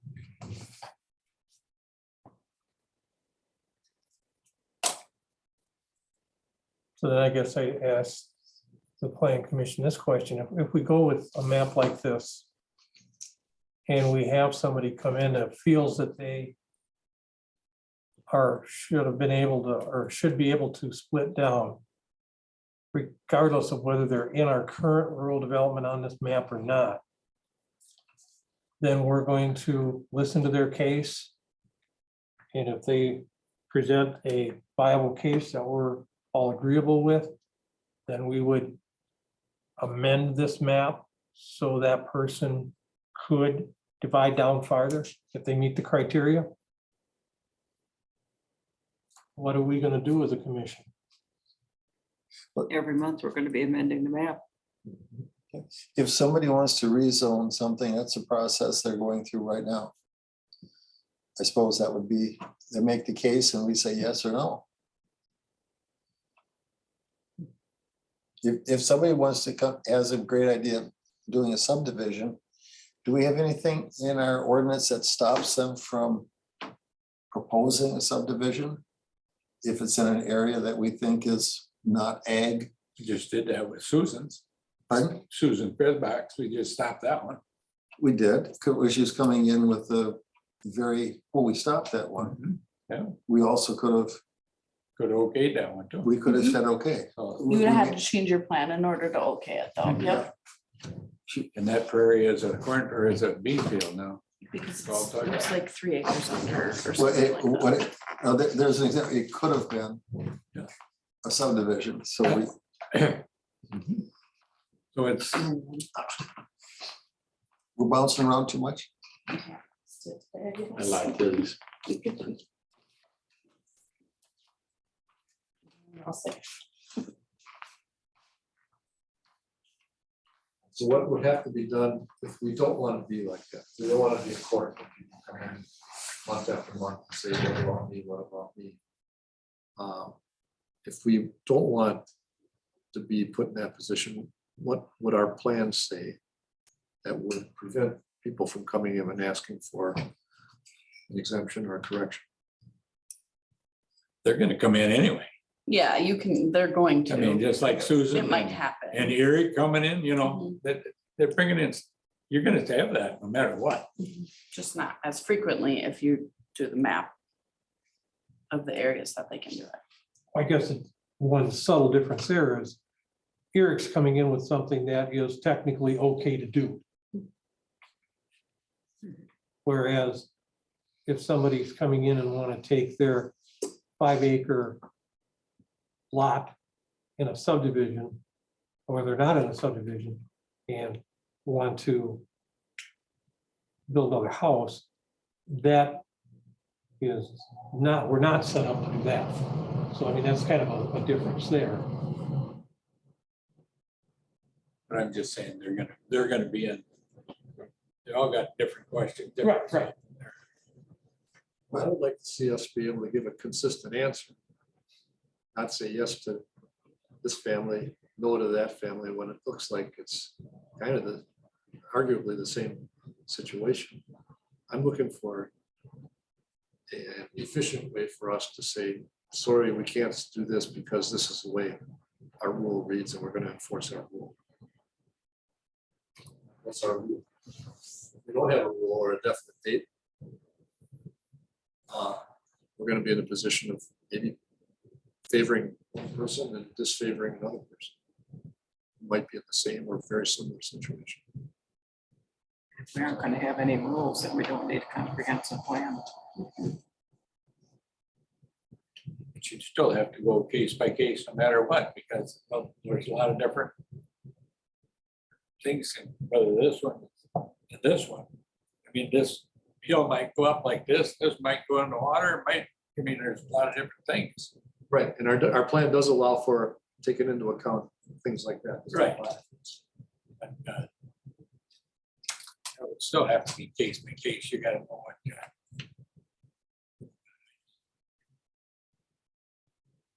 Nobody's coming back and saying, I want to go back before ag zoning and I have this gripe about how I was screwed by ag zoning, exclusive ag zoning. I think I had to be allowed to have an exemption. So, in a case like that, I can say, like Andy says, we had a date, we had a hearing, some people won, some people lost, this is the date. Hard luck, that's what we have to, that's the rule we have to enforce. I would like to have a rule that we can enforce instead of having to be nice to one person and unkind to somebody else. Not because I want to avoid that, but I think that's the honest thing. Treat everybody the same. You gotta have a framework within what you're working with. Gotta have something to set the standards by. Such as a date. I mean, that's one function of the date. That's a standard. Either you meet it or you don't. We're still gonna get a lot of complaints, but at least we got an answer. At least we got an answer. Right? I guess it's up to us to start setting those standards, whatever direction it's going. I like this map in that it's greatly simplified. As far as how proposed land use that can be defined in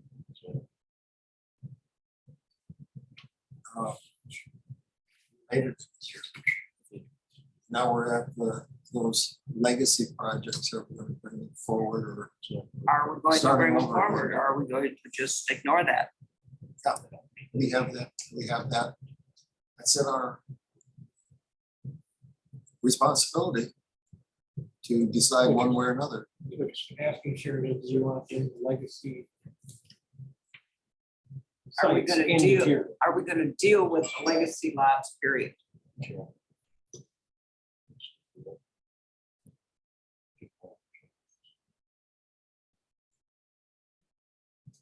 You see a way out? What do you two over there feel about dealing with the legacy lots or leaving them out? Sharon, was this approved by the town and not approved by the county? Is that what the case is? So if it wasn't approved by the county, it never was. It was not disapproved, it was tabled, so it's never So it been, never was approved by the it county. never was approved, or never was rejected. I see. Personally, I don't like taking things away from people, but if we do it any other way other than just, it's just gonna cause a lot of problems. It never was part of our land use plan because it was tabled.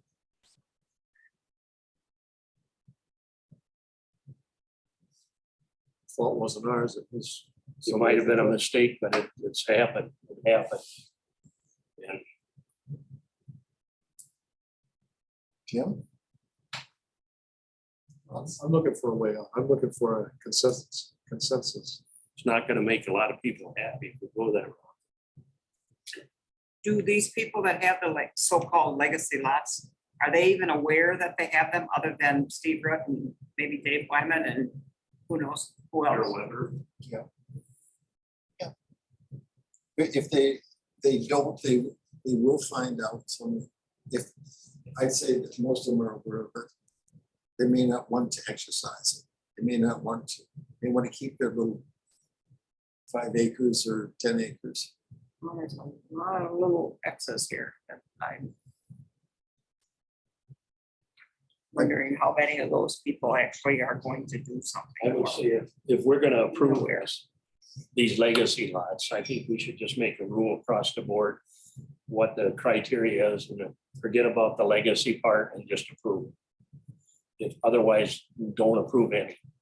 Because it just shows favoritism when we do. And how, when you say you're gonna approve them, what are you going to approve? It splits less than 35. That's basically what we're doing. To do that, Andy, you have to identify it on that map. That's what you're saying, right, Andy? Would we, if Yeah, we're gonna do it, set- then do all Set of some them? criteria to say, we're gonna identify lots in certain areas and forget about the legacy part, just say, okay, this group here will be able to split because of these reasons.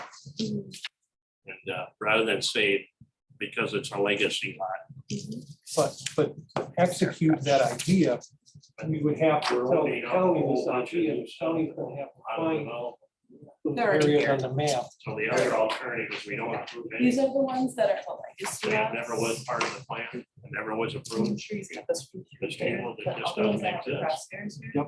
those are the ones that the county's already identified as the legacy lots that were. So then. And they're all in rural mixed use, Which which would only be allows us one one per for 35. So if you wanted it Yeah. different, We're gonna have to, Take them out of there Yep. and make them If they want to yellow. develop, they always get a yes, that's And what they're that's when saying. we do this plan. transfer of development. If we do that, the If you people wanted can come in and technically they can do what they want to do. If we don't change this, all these little crosshairs people that are not in yellow, they can't, we're saying they can't go They down would be far. 1 to 35, yeah, So, because they're in that pink. I mean, to do what Andy was talking about, Besides, T- we'd have to have these crosshatched areas identified as rural development. if that's the decision If that that's you what we all wanna made, do. yeah. But you can't change the subdivision. Most of them are in a subdivision. well, Well, not that's already identified. these with all the little X's on them. Oh, Those are the legacy lots. Okay, the red, I see what you're looking at, Yeah. These in Yeah. a lot. but these are all the ones with the X's on them that would be in, Are they the same ones that's on HR lots? No, H. Yes, No. RH is the same See as right the there. crosshatch Look up ones. down on A. Right there. There's a whole bunch of them. They're Yeah, the there same- they are. same Oh, one? X's on. They're the They're- same they're- ones. There you They're go. pretty much the same one as the HR lots. They are the same. The one with the crosses in that map are the exact same. It's an overlay to show you what, on our new Oh, map, what that would look like. Okay.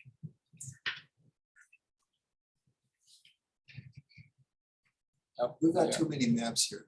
I agree totally. So we you can't tell which date. Here, I'm this is I'm all the curious, people that got, how many acres it's got, so they could put a Right.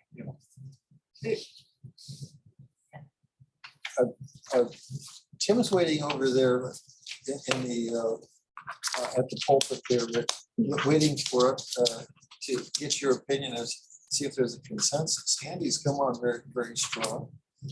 I want you to make sure you talk, everybody talks it over carefully.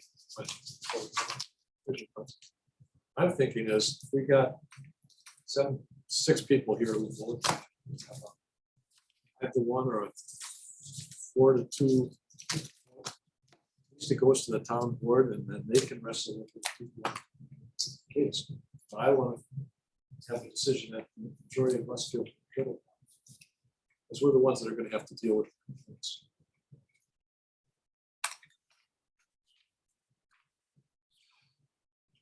We know more about the town plan than anybody on the town commission, except maybe Arlen Kind. And that don't mean much. I'm speaking for myself I only know now. you are, that's good. Which is what? So I don't know much about the town comprehensive plan. And we're What's your supposed to know more than that. What's your feeling about this now that decision is, that we're going to be heading toward the decision in the not too distant future?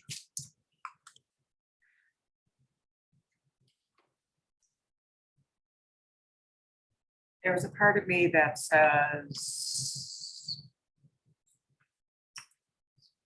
let's go with the date as of 2022 and move forward. It's almost like writing a whole new plan, I realize.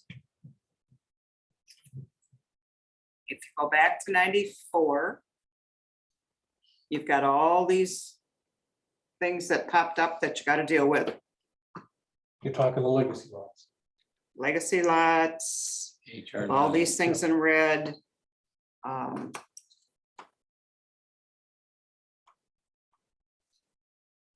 You say cut, Cut. okay?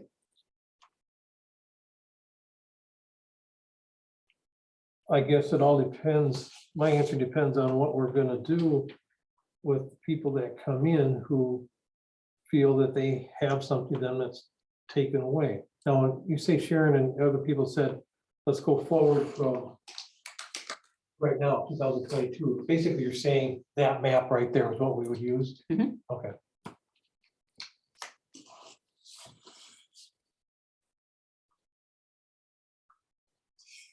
Basically, not, I mean, we've got to have our commercial stuff on Oh, there. right. I'm just talking can purely change it. about Yep. the 1 per 35 versus less than 1 per Yep. 35.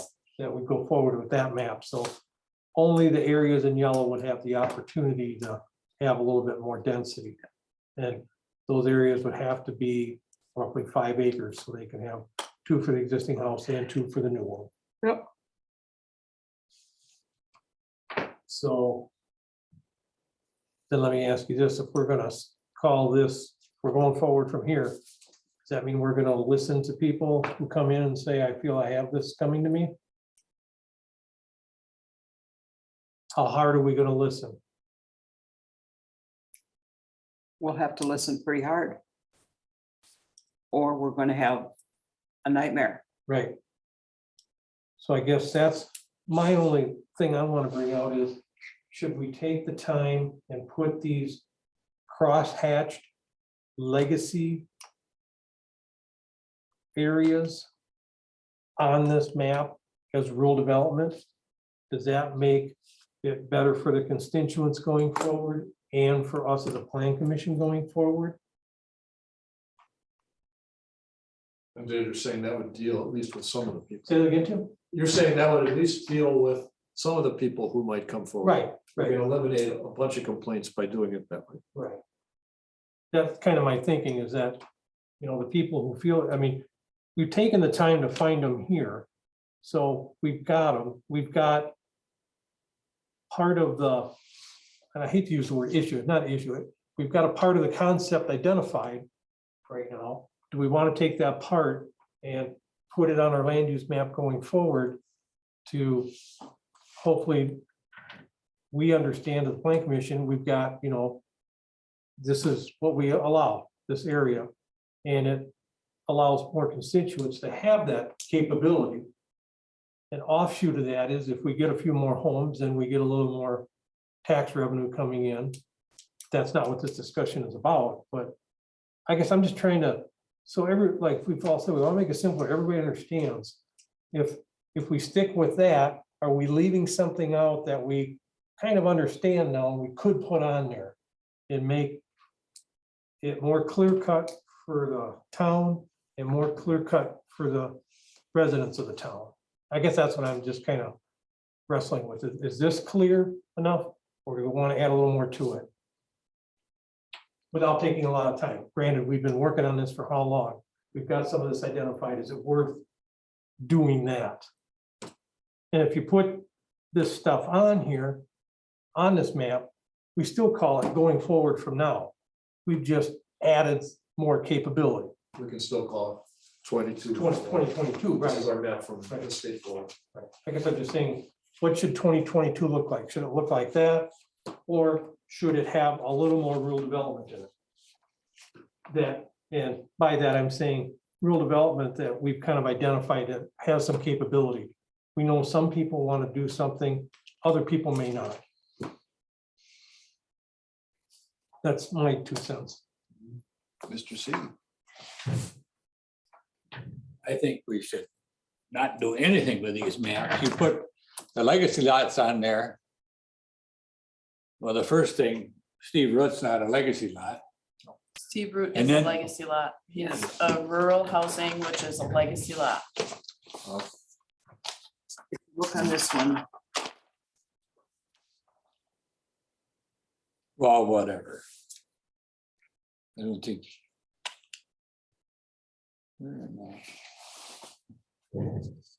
I didn't think he was. Anyway, you put them up there. You can, the neighbors across the road says, well, we can build there. How come I can't build here? You're gonna start that all over again. If you leave it off, leave the map there. You can change the map anytime you want it. We found that out. You know, and I think you should not do anything with these two. Let a clear start, and go from there. Sharon, did I understand that you're gonna follow Harlan's approach, or you're Halfway in between with Dave. I don't know where I am. Okay, I hear- you're thinking, I hear good and bad on each one. And but when we talk about leaving the map like it is, and that's okay. But if we identify all of the legacy lots on a map, that gives us a potential of how many building sites. And somewhere we have to address the number of building sites in our plan. There's a portion where you address the number of building sites available for 2022, 2030, whatever. Are we gonna have just an overload of building sites? I believe Brian Standing had gone through analysis of those lots, and he had identified about 60 lots or that were legacy, and of those, maybe half of them might be divisible.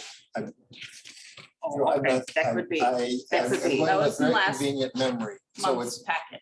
Okay. So that was Okay, the I'll have to go back and look. identification. I've got 29 of them here that 29. are divisible. okay, about 30, 29, so 29 lots Let's has go been with that map. identified. Even so, that's saying, well, why isn't mine up there? Look, well, why did you take it away? Why didn't you include it? We'll be getting those questions forever. What will come up on the public hearing is there's going to be, since we've talked about the legacy lots a lot, somebody's gonna say, okay, this is what you've approved. What about the legacy lots? And at the public hearing, we want, And that would be wonderful if that would happen. What I'm afraid of is that maybe it won't happen. And then we'll get the feedback later. Because we know people don't turn out for public hearings. And if they do, they don't voice their opinions. It's only afterwards.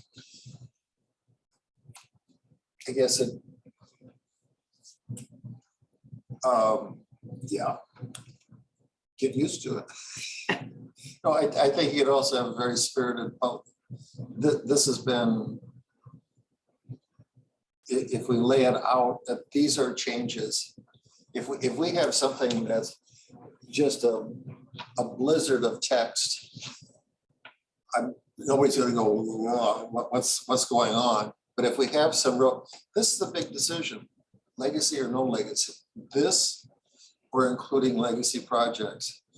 That's something that somebody can, I think, relate to, and I think that would be a hot topic at a public hearing.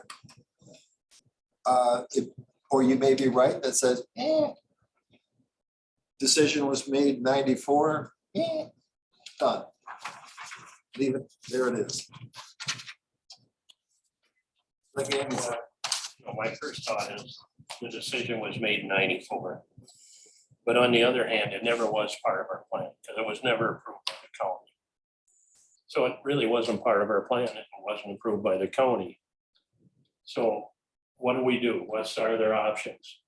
We develop some criteria to develop smaller lots. And then that opens a whole thing up, just like Sharon said.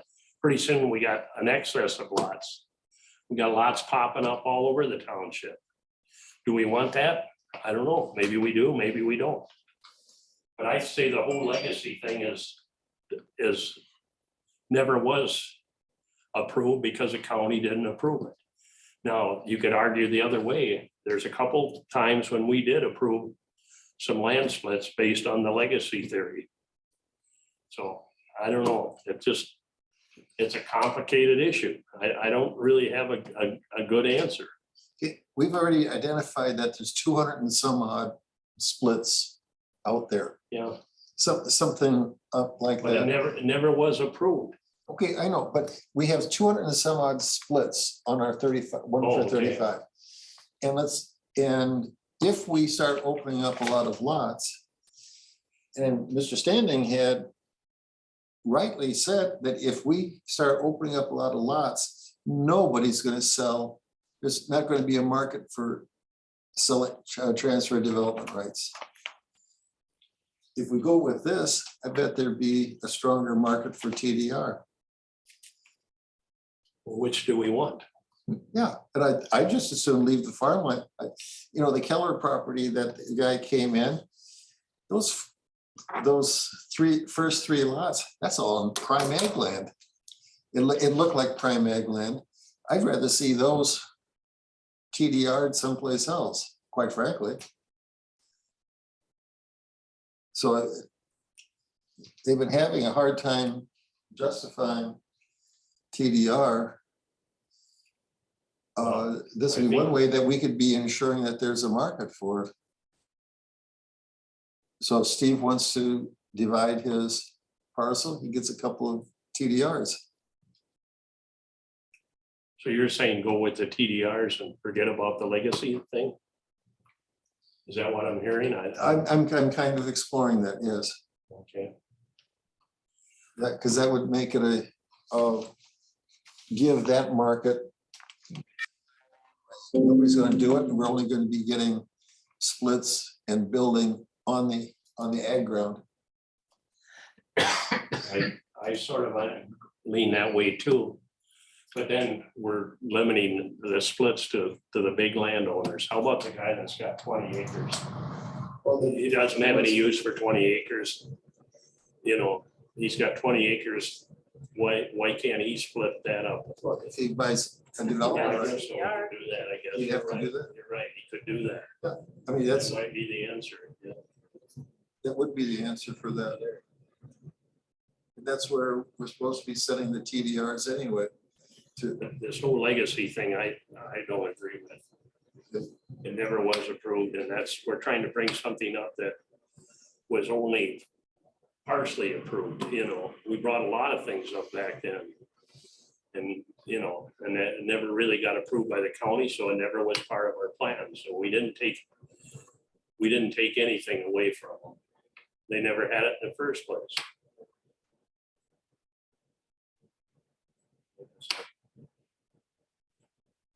I guess I'd probably agree with you.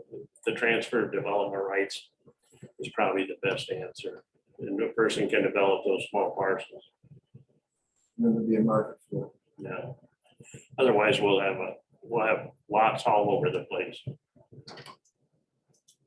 We do now. I don't know about that. It's moving at a slower pace, Yeah. than it would if we did say, okay, anything less than 15 acres, we can do this or we can do that. Have new lots. Besides the ones that already exist.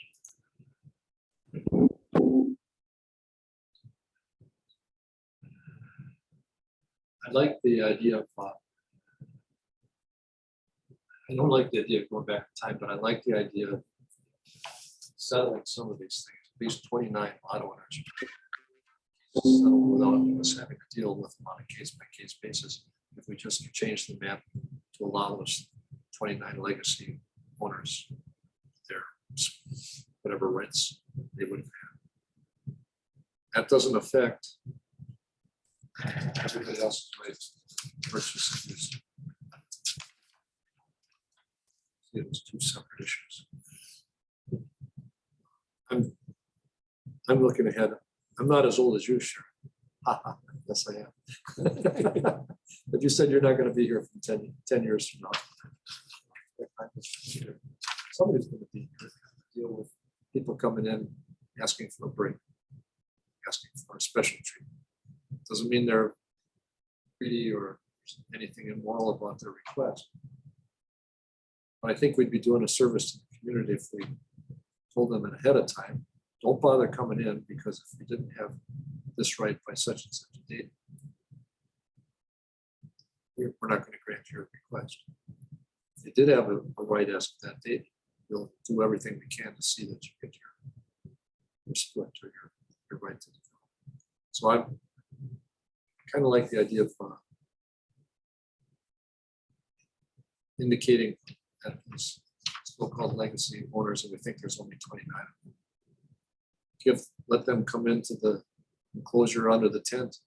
After that, nope, this is it. And then those 29, they were a special case because they got their cases were mishandled back in the day. Now we've done our best to. Now, this is yards. That's kind of version of, I think, compromise of some kind. Called for this situation. All our efforts in this regard could be right down into the outhouse if the town board hears the arguments, changes what we're deciding, what we're recommending. So I kind of like to see us at least have a good understanding of what it is we're trying to accomplish. Town board can rely on our expertise. I think there's a wrong answer. Are we giving them something now that they never really happened? It never was approved. They didn't know. They didn't know that, but they are assuming it was approved and never was. That's not my root. I always thought it was. Basically, that's exactly how it was. It was town approved, ordinance approved, everything approved, But he except lived as for, if that was the deal. yes. except- Technically, you're right. Exactly, technically wrong. Well, the other thing too is we have worked on the assumption that it was approved. So we have made a couple exceptions, and I can only think of a couple. Yeah. You know. So. If we have the couple of lots that were subdivided, were in our blue areas. So that we would approve it today. If they came with the. We approved this legacy theory. No, didn't even have to prove the lake. If they're in the yellow right now. And we had approved a couple in yellow to be cut apart because they were. Whether it's yellow, whether it's blue. Any of those yellow lots that are over 4 acres can come to us and subdivide. Okay. Yeah, one I could think of would be in the yellow area. That one on Glenway. Yeah, the one on Glenway. If it's a subdivision, they can't If they gotta be 2 acres. We had one up on Shields Station, there had 4.5 acres, want to cut it, it refused because it was in a subdivision and that was the size of lots. Yeah. You couldn't do it, in a subdivision. Because it was part of Part of the Platted plat. that way. yeah. It's a platted subdivision. so you Some couldn't- yellow there that is not part of the plat, and that's the ones that we did approve. Right. So there's some you can, some you can't. Yes. So should we just say, we'll consider splits in the yellow area and nowhere else then? Well, I don't know. That's what we're doing now. Well, Steve Roots is not in the yellow, is it?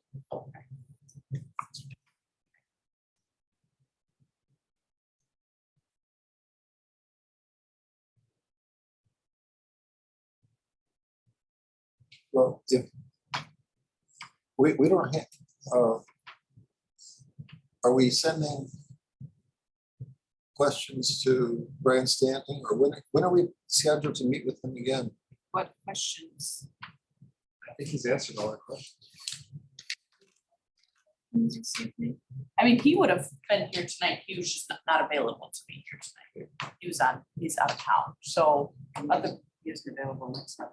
he's basically available, no, you're right. On our plan commission date, he's not available next month. I think he's out of town for 3 days that week. But he gave us some dates that he would be available if said you had like a work session or something he needed to be question and answer for. He kind of gave us a schedule. So I think he'll make himself available whenever we can, except for a few times he's on vacation this summer. Would you ask? Well, if I was just reading through this thing, and I say, read your typos about the Cross Plains and the Ice Age Trail. But you know, with the Ice Age Trail, there may be one little corner of that Ice Age Trail in the town. Really, If you are down in the on, Brooklyn Wildlife? Way to go. right in here. Let's see, where am I? Well, once was going right through our village at one time.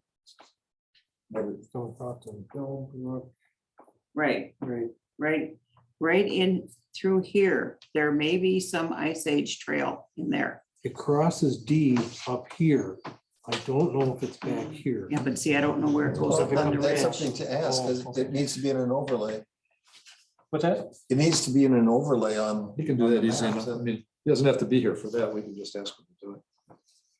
So, I'm not saying that it is for sure, but it might be. It might be just a little corner.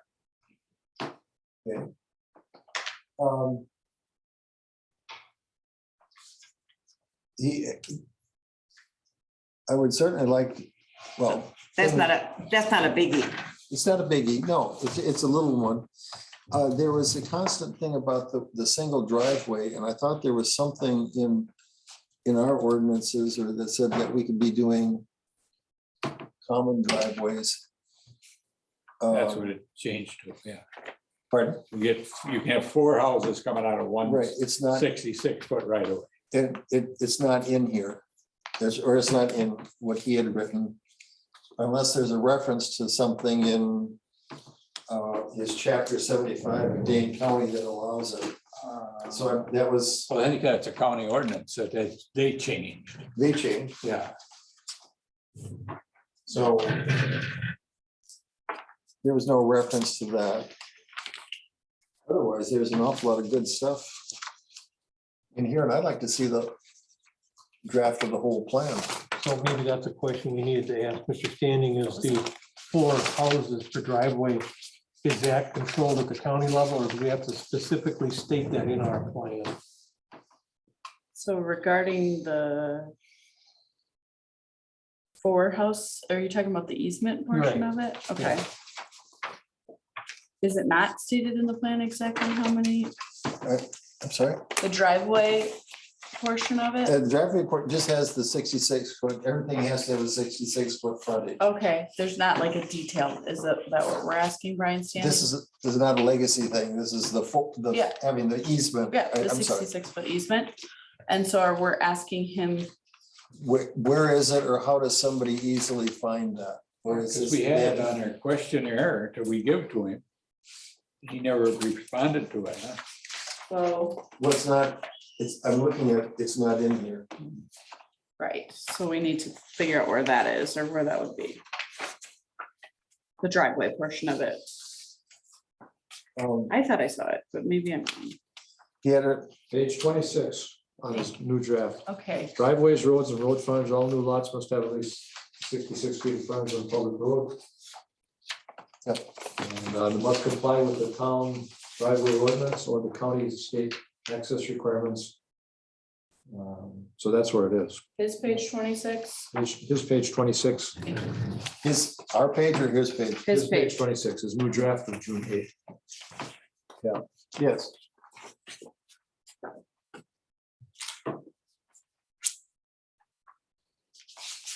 Well, there on his page 26, he also had new lots to be a minimum of 2 acres net of right of way. Oh, wait a minute, that doesn't not include the public right of way. Right. Not going to the center of the road. Yes, that's it. Now it makes sense. I didn't have enough coffee when I read that.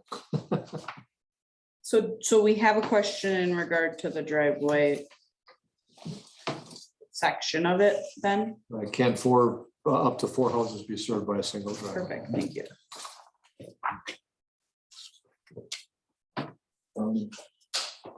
I would, like I say, like to see the whole, if he's got the whole draft. We can help them if you, when you read through it for yourself and you see little things like to cross planes or, make a note, send it to me and I'll compile them and send it to him. So They're we on don't want page, to ambush him. We can help him. save some time. on page 29 and 16. 29, 16.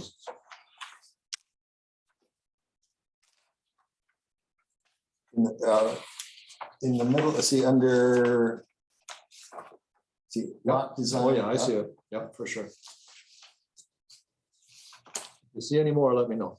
And the Ice Age Trail was one. You also made reference to the town engineer. Do we have a town engineer?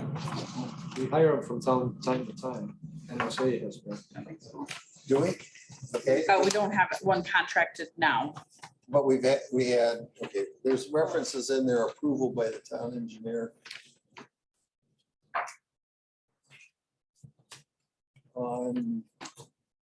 That was on page 29 as well. And it just caught my attention as to, since we don't have one, do we mention it or?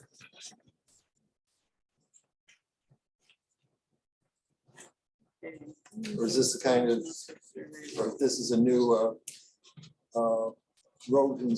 new Well, road construction? if that it's a we'd new be, road, we might have to have we one have to for have that, it. Okay. is so what I'm that- gonna assume. I'll have Oh, to that's probably look a into new that. road. Right, it says, Okay.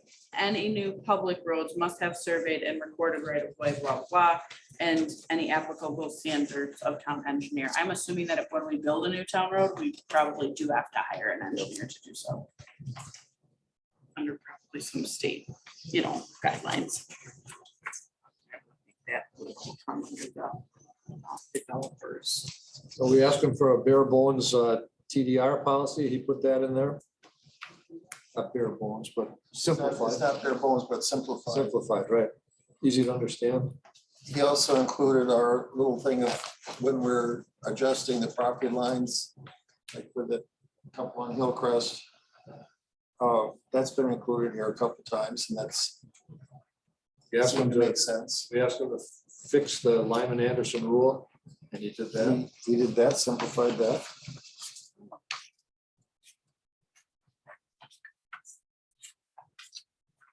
It's on page 9.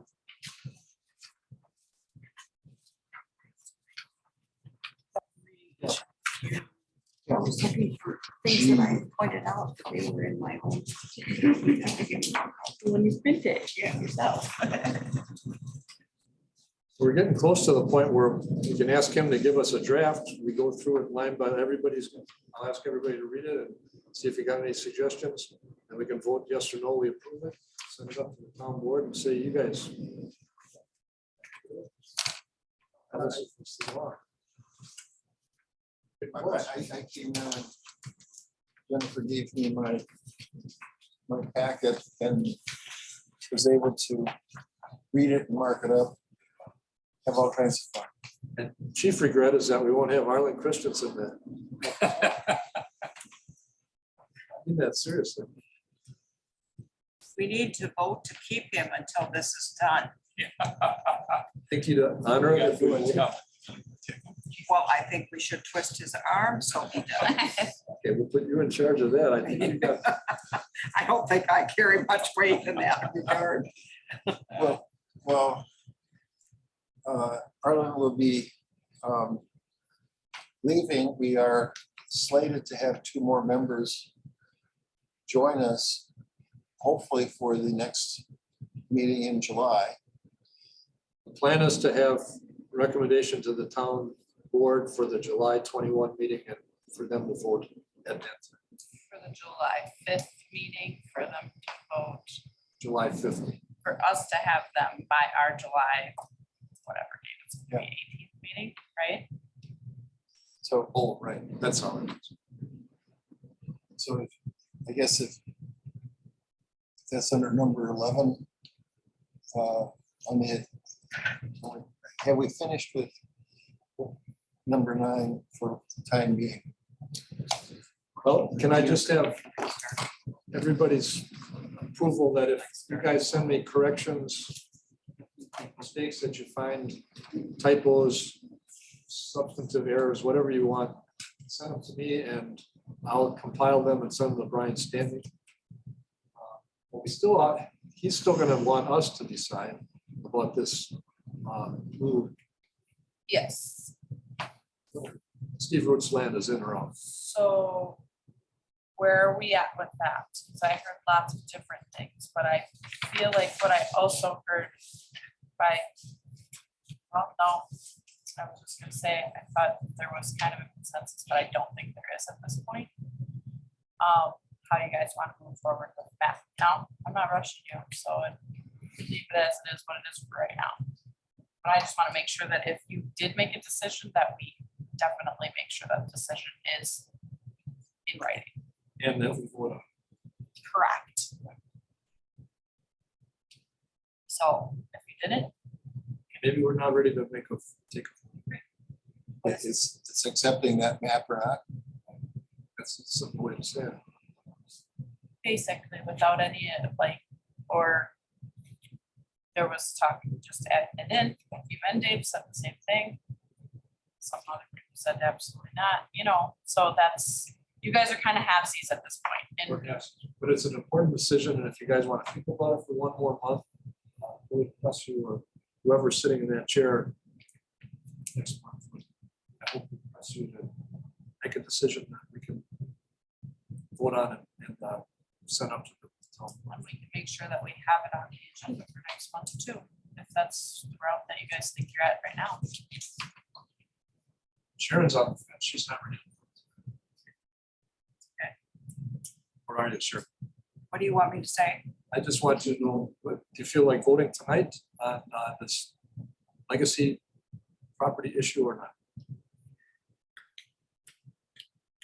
Think about it for a month, or you're ready tonight? No, I don't want to think about it for another month because it won't make any difference. I think we just need to get off the pot and make a decision and go with it. It's the strongest word I've ever heard you say. I know. And I refrained from using the original.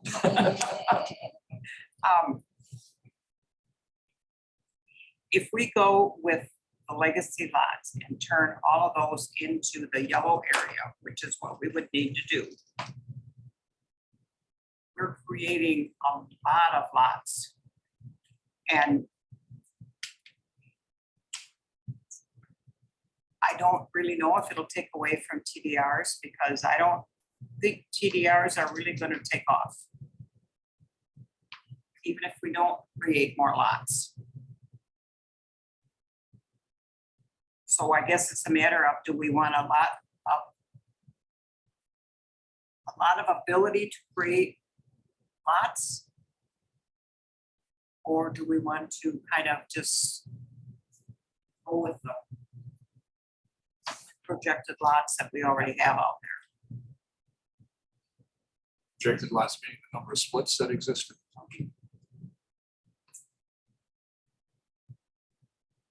I'm in favor of the lots we already have out there.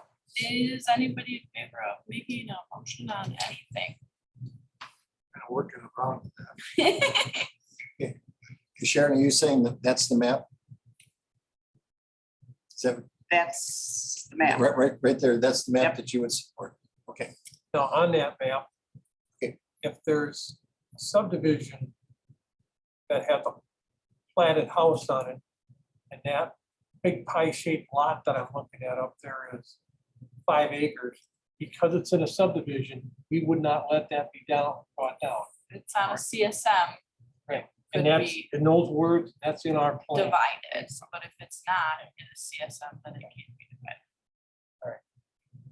As I've been listening to everybody here, I've seen pros and cons like. A lot of Sharon those says, big ones aren't. Of different things. in- I guess as long as, if we go with this map, are we at least gonna listen to people that come in and say, I wanna do this? And we would have a tool, if we wanted to amend the map, do something, we could do that, right? Can always amend the map. Yes. And a public hearing or the next meeting, if there's 100 people here that said, you better put the legacy lots back in, it's not set in stone yet. You know what I mean? There's a long Right. process for us Right. for you Not guys there to yet. work through. That you can definitely switch if necessary, if there is that much, Support for that. yeah, and Yeah. that would make you guys reconsider. For what it's worth, I would really appreciate a decision on this tonight. I make a motion. Next meeting, we're going to be having 2 new members. Mr. C is going to be gone. I know that. Right. So they're going to be. It's gonna create a lot of issues. Yeah. But I'll make a motion to approve this map as our new map for our land use plan. To recommend. I'll second that. 2 Any cushions. further discussion? All in favor of this map? Signify by saying aye. Aye. Aye. Any opposition? None. Okay, Unanimous. thank you. How would you describe that map, Seth? So when I get back and do my homework, I know which map we're looking at. We call it a dead horse. But this one, Is there a number on it or? this is he has it dated and everything. This is the town, it says right on top, Town of Oregon Comprehensive Draft, June 8th. So this will be your most recent one he's The one touched. that's in our packet. Mhm. It Yeah. is, it is in our pack? Oh, Yes. that's that little one that's there. That's the little guy that's there. I was not gonna print you off another big one because I didn't know if you guys would even do anything with it. So I'm like, I will gladly print you guys out, nice ones for next time. I wouldn't until we get this thing finalized. Well, can I have an answer to my earlier question? Is that transition area, can you, as far as transfer of development rights? I want to make sure I understand this right. You can't, if the agricultural transition area, you can transfer development rights in, but you can't transfer them out? No? Opposite, Opposite. out not in. Well, that doesn't hardly seem right. Okay, if you have No. page 20, Okay. his page 20 or our page 35, transfer development rights either as a sending area or a receiving area are not permitted as a sending or receiving, permitted in ag transition areas. Okay, then that answers my question. Okay, So that would be there, and the village has already said that when these are starting to come up, if they come up, they will be objecting to them. Yes, they would anyway. That's just in the areas. you that just are said owned. we can transfer them. out, Yes, right? yeah. Out of, You just said does we it say you can't. can't? No, it says transfer out right of here, A- transfer 18? development rights either as a sending area or a receiving area are not permitted in ag transition areas. Oh, because it's the transition of that the makes transition. village. Yeah, I just wanted to clarify that. I Yeah. didn't know, I didn't read that part. and I appreciate you answering my question. I had enough coffee when I was reading that one. Okay. I have a question also regarding the transfer of development rights. Transfer of development rights can only come out of FP 35, right? Or 2 or 3 other numbers. FP, I'm looking on page 11 of his printout. I think it's same on yours. I've got my own personal copy here, but His page 11, not our, my page right, 11. his page 11. Oh, okay. Sending. Is out. of- Sending areas, all FP 35 or NRC zone lands are considered potential sending areas. But you cannot, am I correct in this, that you cannot take from a sending area in FP 35 and receive it in an FP 35? I know that's what it says, but if you have a piece of property that's zoned FP for 35 and you've got, I don't know, 100 acres, but you've got a little clump of woods in the corner that is not farmland, and I don't have any splits, I cannot buy a development right and put it in that. You have to petition for a When rezone. you rezone it, Okay, all right, Receiving areas are identified in his page 11. Or is that our page 11? Anyway, it's right after the sending areas section, then he specifies what the receiving areas. All lands in the farmland preservation, rural mixed use, and rural development planning areas are considered potential receiving areas. So even if they're in farmland preservation, they are potential receiving. areas. if it's and they're looking for the rough ground. But if you go down farther, Tim, point 1 says receiving areas are not in any of the FP 35 or FP 1 or FPB or whatever. So, So it depends which FP we're talking. right. but if they change that 2 acres to a different zoning, they can move it there. I think, I would, yeah, I mean, if we make the case, is this prime agriculture ground? Yeah. Or is it that hill, rough ground full of trees? Yeah, okay, we can rezone that. Right. That would seem to make sense then. Can just be done by a rezone. And it doesn't have to be any sort of amendment to our plan. It would just be done by a petition to rezone. to rezone. Okay. Yeah, and then it would go back with that criteria. Okay. Harlan, do you have any gut feeling of what the town board feels about this legacy? We're gonna find out. I thought maybe- I think we've gone through a couple of circles here and transitions in our discussion. If you took this vote at the beginning of the meeting, it would not have been the same. I agree. Yeah, you're right. So this is, I think we've had an evolution. And in an evolution that should not be put off to July. I appreciate that. All right, communications, there being none, we move to number 11, town board items by Arlen Kai. Arlen, what can you tell us about the? We have 7 candidates for, Five, oh, it's been dropped down to 5? Yep. Who withdrew? 2 withdrew. Two withdrew. Okay, so we have 5 candidates that are going to be interviewed. Are they all going to be interviewed tomorrow, or is the one still on the 29th? One's still on the 29th. He's still in, so that'll be next Wednesday, but everybody else, so the rest of them, starting at 5:30 tomorrow, will be starting. to be- 5:30? Yep, because the 5 o'clock was one of the ones who withdrew, so it'll be 5:30, Okay, and then 5:36, 6:30, and your last one's at 7.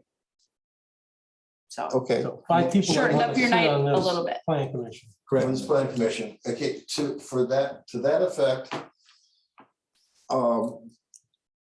In looking at the little summaries that most of them, or that some did give, we have some talented people out there. It's going to be fun to interview them. It is a public hearing. Whoever wants to come and listen in can. I don't know, will it be televised? No, Okay, so. if- not on Zoom. You guys will just be doing it in person. Okay, here. so if somebody happens to be in the audience, in fact, any of the candidates can sit there and listen to the questions that are being asked. They're going to be, we're looking at questions, hopefully the same or close to the same for each one. We'll see if anything wanders off, but the intent is to be asking the same questions of the 5. And I'm assuming that after the 29th, we'll be convening to be making a recommendation, hopefully, or deciding when we're going to make a recommendation. With the idea that we want the board to act on July 5 so that Yes. we'll have a full complement of 7 commissioners for July. Yes. Okay. Now, other thing that came up with we submitted grant application to the let's see, bipartisan. It's an alphabet Bill. soup. It's a We'll bill, just call it Bill. the bill for Bipartisan an infrastructure. 80% funding. We come up with 20. This grant comes up with 80% for road work.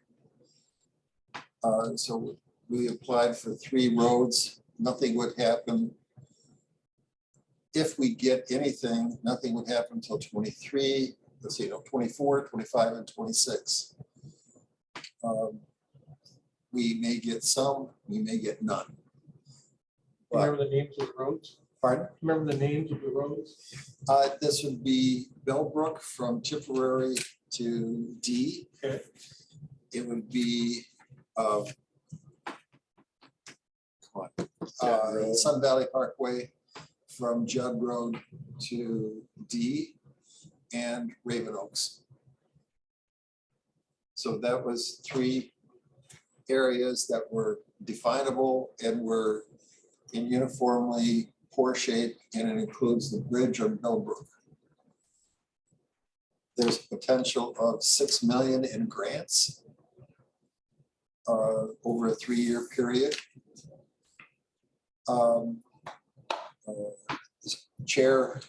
Town chair asked me to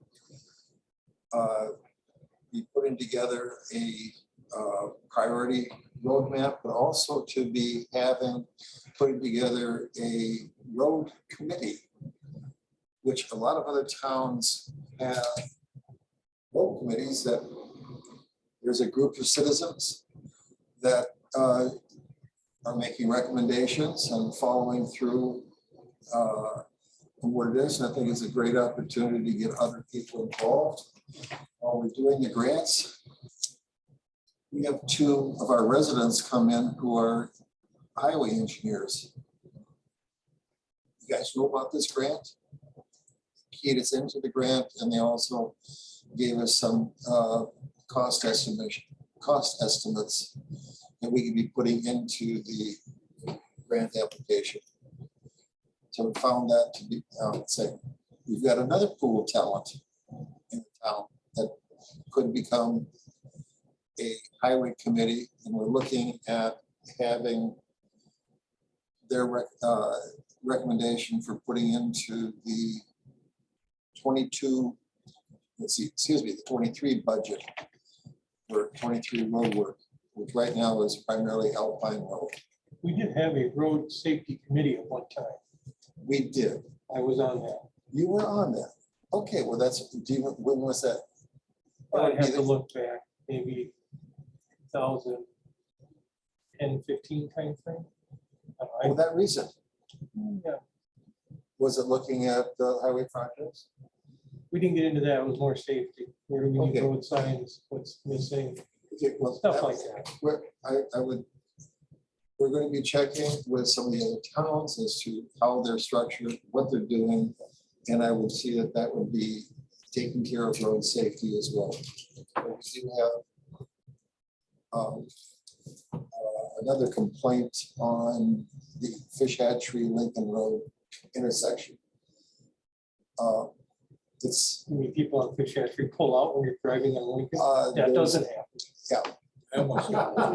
It's a poor signalers and where they, oh, they're just going through, they're slowing down. Because they do see intersection. Dress mode there, you can't see until you get right out there. Yeah, and that doesn't. We had all them trees taken out, but now the grass grows up. Yeah. You gotta get down, pull it down the grass. I pulled out front of the car the other day. The little lady didn't like me because she gave me all kinds of figures. I don't know. So that what all was, about. You're number Oh, I one. don't know what they were. Must have been number one. so the Highway Safety and Road Committee may be coming up. So again, we'll be finding out what kind of talent and willing citizens we have in the town. So, good, thanks. I so move. I'll second. Adjourned. Executive decision. A lot of discussion on that one. I will not tolerate any discussion. Jeff, you want this? Give to the new person? You want me to gift this to somebody? Are you sure you don't want this for reading material? This will be the second trip. The first trip I got. Reading it all. If I am successful, I'll probably be spending 3 months of my year down there. You might want to keep that in mind. Yeah, right. All right, Theo. Bye. On the Planning commission. But if I'm gonna be gone for 3 months, maybe you're gonna want to, unless I can do a Zoom or something.